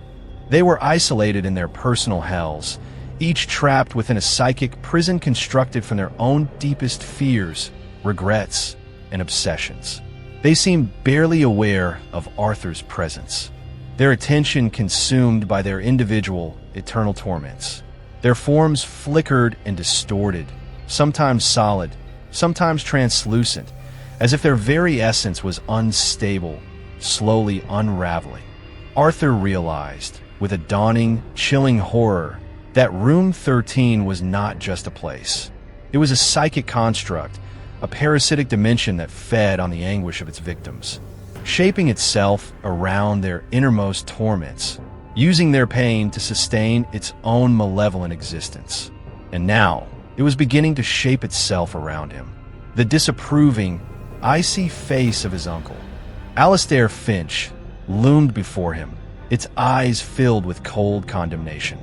The memory of a past failure, a deeply buried shame from his youth, rose up to confront him, vivid and agonizing. The suffocating fear of being forgotten, of dying alone and unmourned, a fear that had always lurked in the shadows of his mind, now took on a tangible, oppressive weight. He fought against it, desperately clinging to his identity, to his sanity, against the room's insidious, invasive influence as he stumbled deeper into the heart of the Montague's darkness. Chapter 13, The Architect of Agony.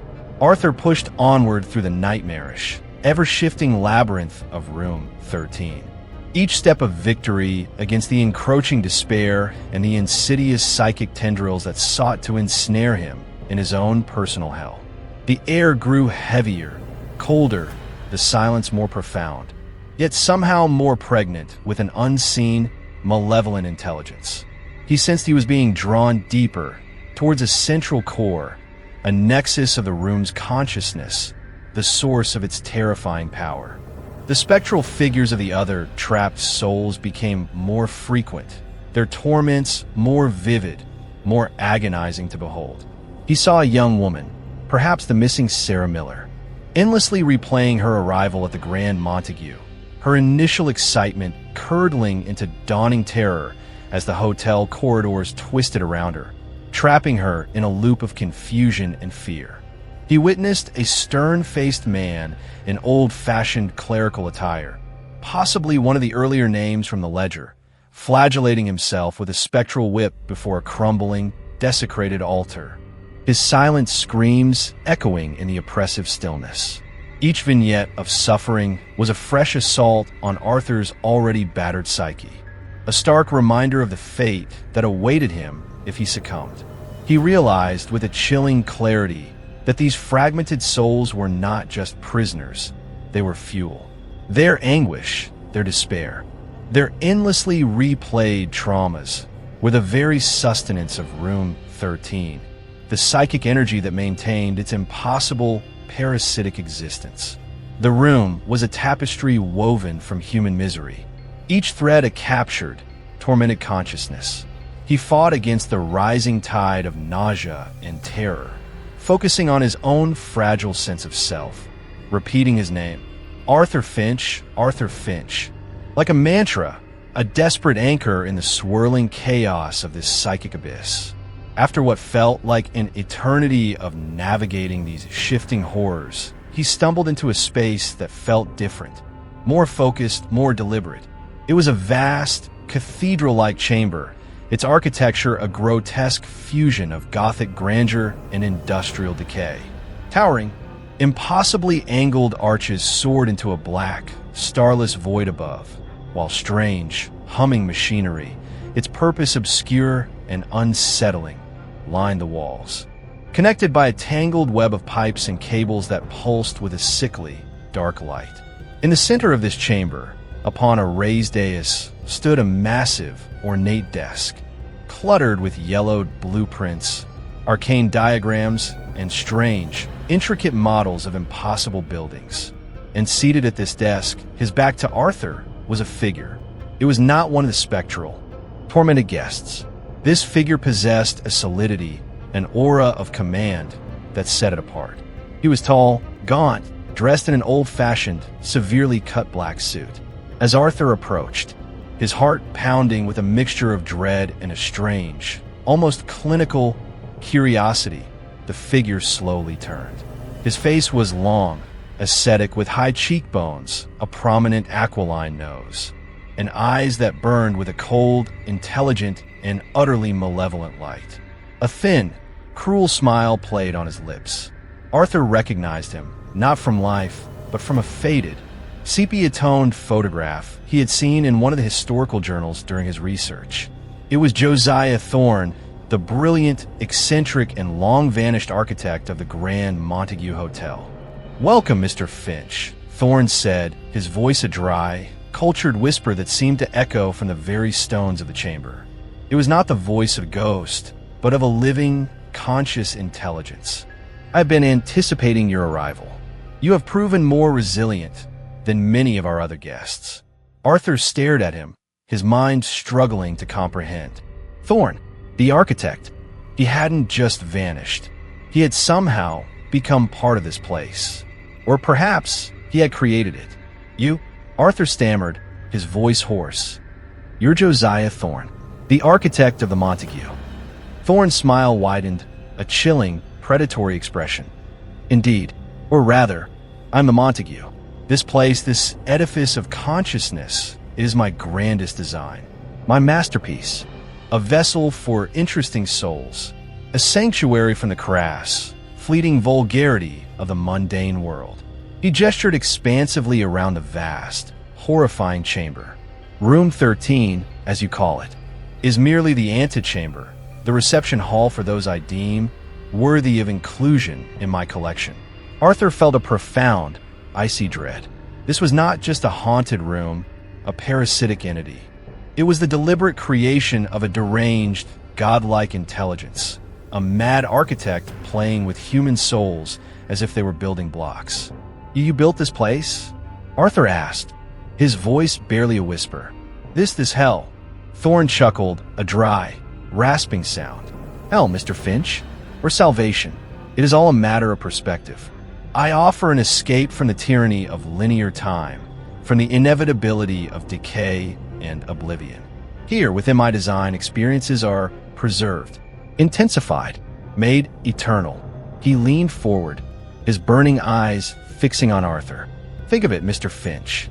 An eternity to explore the furthest reaches of your own consciousness, to relive your most potent memories, to confront your deepest truths. No more fear of death, no more tedious routine, only experience. Pure, undiluted, eternal experience. He spoke with the fervent conviction of a zealot, a mad prophet offering a terrifying, seductive vision of a twisted immortality. You're a monster, Arthur said, his voice trembling with a mixture of fear and a sudden, unexpected surge of defiance. You trap people here. You feed on their pain. Thorn waved a dismissive, elegant hand. Pain, Mr. Finch, is merely another color on the palette of experience. A vital, necessary component. Without it, how could one truly appreciate pleasure? Without fear, how could one savor courage? I'm not a monster, Mr. Finch. I am an artist.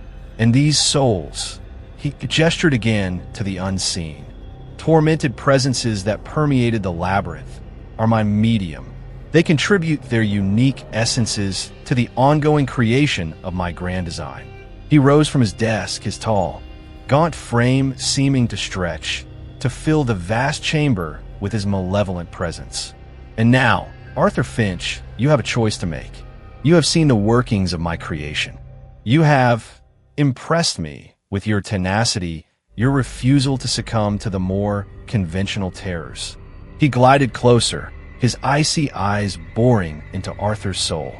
I am prepared to offer you a privileged position within this edifice, not merely another tormented shade, endlessly reliving your petty anxieties, but something more, an assistant perhaps, an apprentice, a chance to learn the true architecture of reality, to help me expand, to refine my design, to escape the mundane confines of your former existence and embrace a new, eternal purpose. He extended a long, pale hand towards Arthur. Join me, Mr. Finch. Surrender your will, and I will grant you a place of honor in my eternal collection, a chance to truly understand the secrets of the universe, the hidden geometries of existence. What say you? The offer hung in the cold, oppressive air, a terrifying, seductive temptation, an end to fear, an end to loneliness, an escape from the mundane.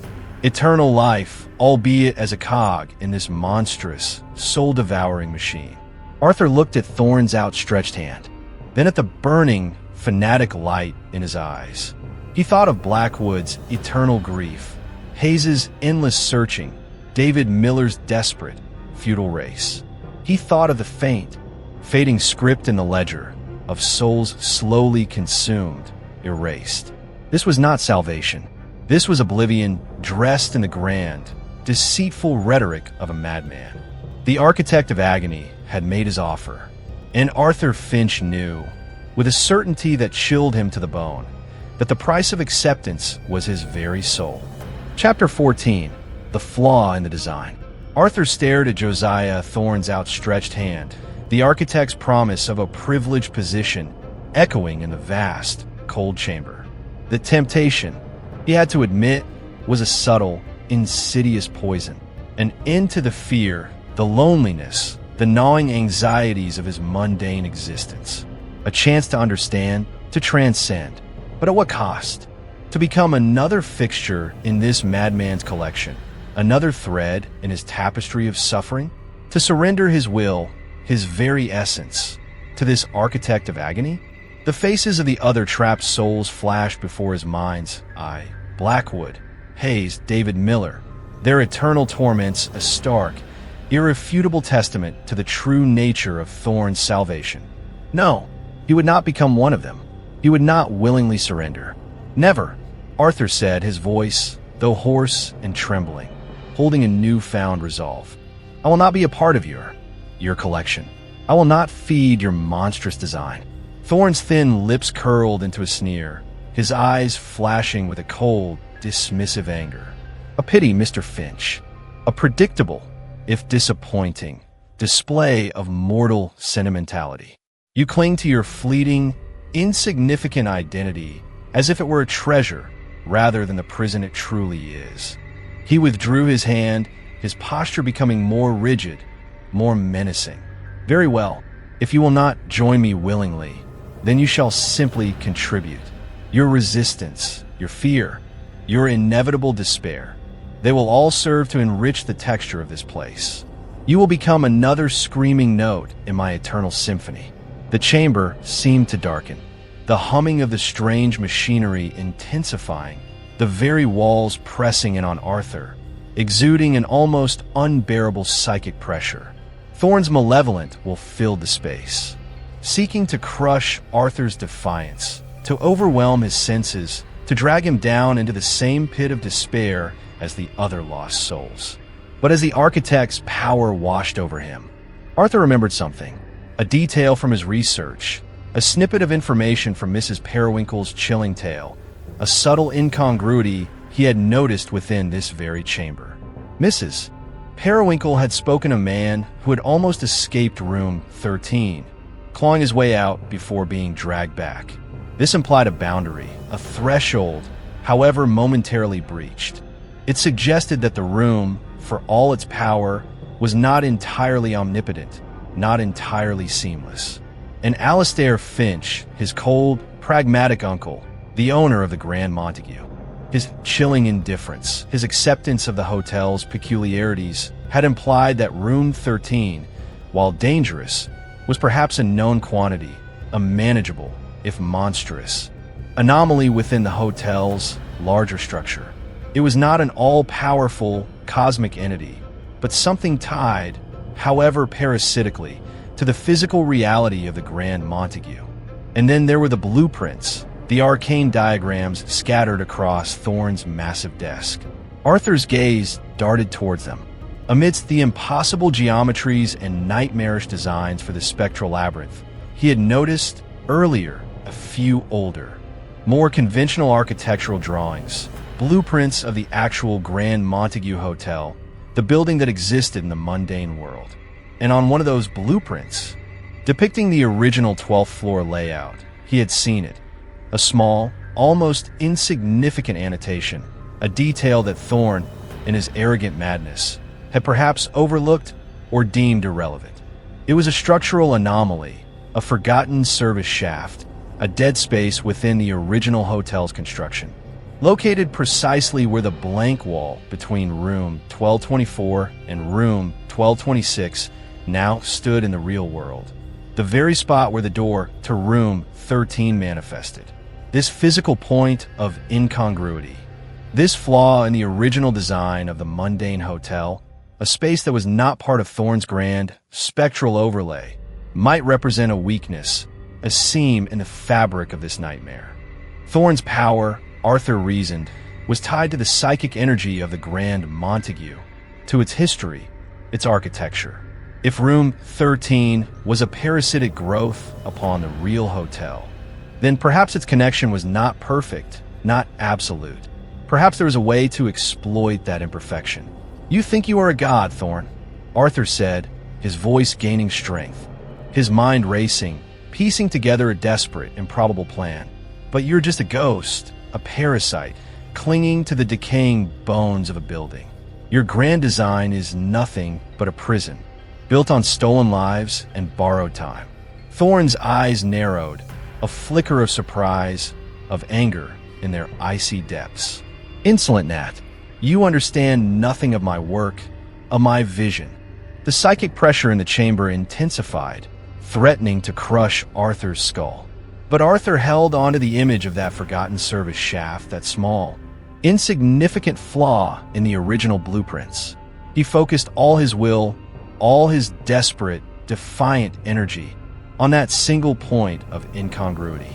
He imagined it not as a space within this nightmarish labyrinth, but as a point of exit, a tear in the veil, a pathway back to the mundane world. He realized that room 13, for all its power to trap and torment, fed on despair, on resignation, on the victim's acceptance of its twisted reality. Defiance, a refusal to surrender, a focused assertion of one's own will and identity. These were anathema to its nature. Mrs. Periwinkle's man had almost escaped through raw, primal terror and a desperate, physical struggle. Perhaps a more focused, mental assault aimed at the room's structural weakness, its point of connection to the real world, could achieve what brute force could not. It was a long shot, a desperate gamble, but it was the only chance he had. The flaw in Josiah Thorne's original, mundane design might just be the key to unraveling his eternal, spectral masterpiece. The architect of agony had built his prison well, but perhaps, just perhaps, he had overlooked a crack in its foundations. And Arthur Finch, armed with this desperate knowledge, was about to try and pry it open. Chapter 15, Check Out or Else. Josiah Thorne, sensing the shift in Arthur's demeanor, the unexpected surge of defiance replacing the anticipated despair, let out a low, guttural snarl. The very fabric of the nightmarish chamber around them seemed to roil and churn, the shadows deepening, the strange machinery grinding with a new, menacing intensity. "You cannot fight me, mortal," Thorne boomed, his voice no longer a cultured whisper, but a resonant, echoing roar that shook the very foundations of the impossible space. "I am the architect of this reality. I'm its god. You are nothing but a fleeting mote of dust, a whisper of consciousness, soon to be silenced and absorbed." The psychic pressure became almost unbearable, a crushing weight that threatened to extinguish Arthur's fragile resolve. Images of his deepest fears, his most profound regrets, his most agonizing failures swirled around him, projected by Thorne's malevolent will, seeking to overwhelm him, to break him, to drag him down into the abyss of eternal torment. But Arthur clung to the image of that forgotten service shaft, that small, insignificant flaw in the original blueprints of the Grand Montague. He visualized it not as a void, but as a beacon, a point of light in the oppressive darkness of room 13. He poured all his mental energy, all his desperate, defiant will into that single point, trying to pry open a conceptual pathway, a tear in the fabric of this parasitic dimension. He remembered Mrs. Periwinkle's story of the man who had almost escaped his raw, physical struggle. He channeled that same primal energy, but focused it not on clawing an illusory door, but on unraveling the very threads of this nightmare. "You are not a god, Thorne," Arthur shouted, his voice raw, strained, but filled with a desperate conviction. "You're a prisoner too, trapped in your own monstrous creation, feeding on stolen lives because you fear your own oblivion." He pushed back against Thorne's psychic assault, not with physical force, but with the sheer, unyielding power of his refusal to surrender. He thought of Silas Blackwood, of Evelyn Hayes, of David Miller, their faces contorted in eternal anguish. A surge of righteous fury, of a desperate, protective empathy, fueled his defiance. He would not let Thorne claim another soul. He would not let this monstrous architect continue his reign of terror.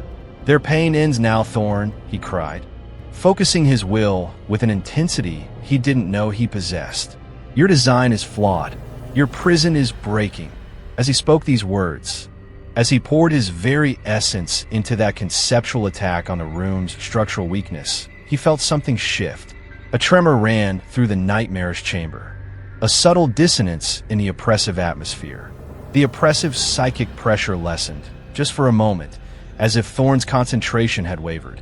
A look of stunned disbelief, quickly followed by an incandescent rage, contorted Thorne's ascetic features. "Impossible," he roared.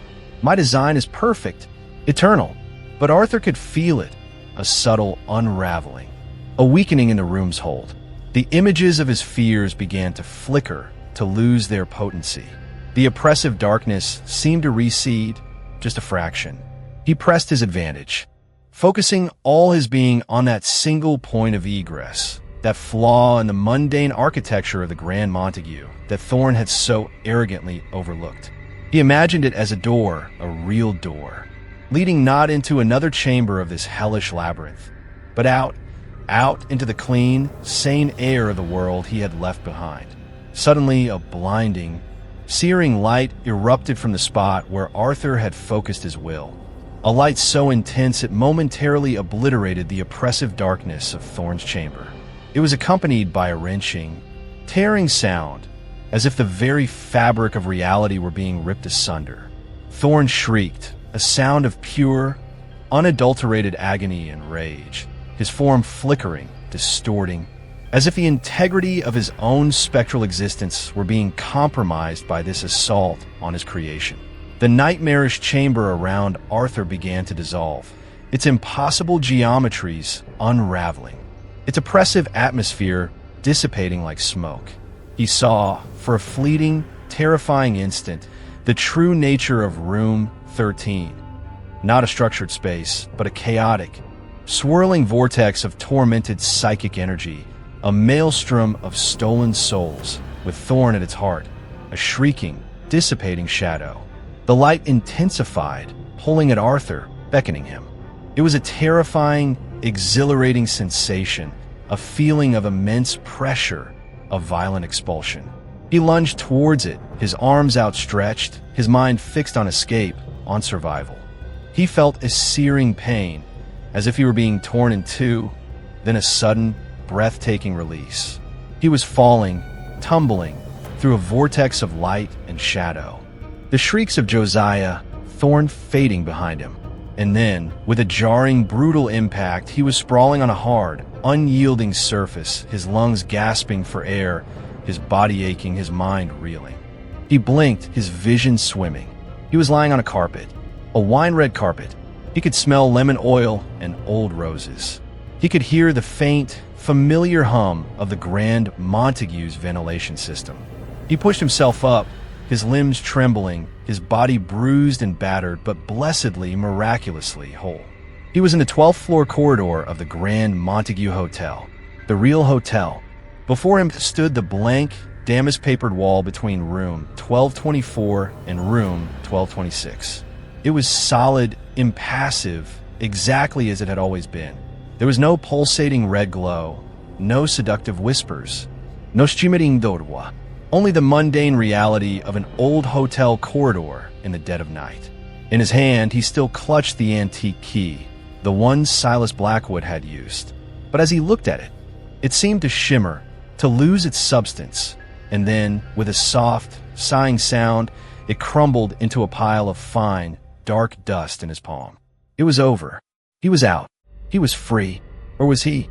The memories of Room 13, of Thorn, of the tormented souls, were seared into his brain, a horrifying, indelible imprint. He was physically and psychically battered, his sanity hanging by a thread. He knew he could never unsee what he had seen, never unknow what he had discovered. The Grand Montague Hotel would forever be a place of profound, personal horror for him. He stumbled to his feet, his gaze fixed on that blank stretch of wall. Had he truly destroyed Room 13? Had he vanquished Thorn? Or had he merely escaped, leaving the monstrous entity wounded, perhaps, but still capable of regenerating, of calling new victims to its spectral embrace? He didn't know, and at that moment, he didn't care. All he cared about was escape. He fled the 12th floor, his footsteps echoing in the silent corridor. He did not stop until he reached the front desk, his breath coming in ragged gasps, his body trembling with a mixture of elation, terror, and profound exhaustion. He had faced the architect of agony. He had crossed the veil and returned. But the price of that journey, he suspected, would be a lifetime of haunted memories. The next day, Arthur Finch resigned from his position as night manager of the Grand Montague Hotel, citing severe stress and ill health. He packed his few belongings and left the city, seeking anonymity and a fragile peace far from the looming, shadowed presence of that cursed establishment. His letter to Sarah Cartwright, the journalist, was duly delivered. She investigated, of course, her professional curiosity piqued by Arthur's wild, incredible tale. But she found nothing. The Grand Montague Hotel presented a facade of perfect normalcy. Its records were immaculate.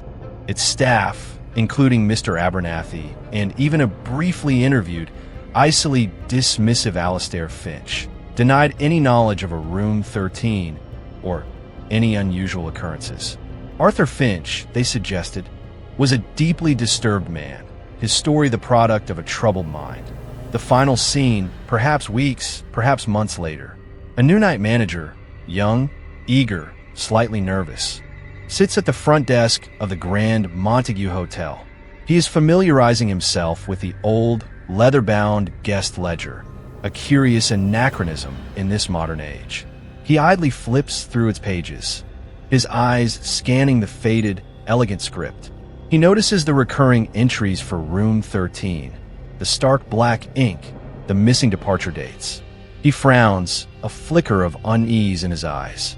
He turns to the page where Arthur Finch's name had once faintly, terrifyingly appeared. It is blank now, the paper smooth, undisturbed. But on the very next page, a fresh, empty page, a single, almost invisible line of elegant, archaic script is beginning to form, as if drawn by an unseen hand, with ink summoned from the very shadows of the ancient hotel. Under the heading, Room 13, a new name is slowly, inexorably appearing. The room, it seems, is patient. The room is eternal, and it is always ready to welcome its next guest. And there you have it, my friends.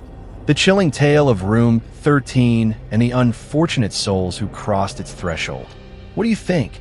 Was Arthur truly free, or did a part of him remain, forever bound to the Grand Montague's spectral heart? Did he break the cycle, or merely delay the inevitable? Let me know your thoughts in the comments below. If you enjoyed this journey into the shadows, please don't forget to hit that like button, share it with fellow connoisseurs of the macabre, and most importantly, subscribe to Eli Nightfall for more terrifying tales from the darkest corners of imagination. Your support keeps the whispers alive.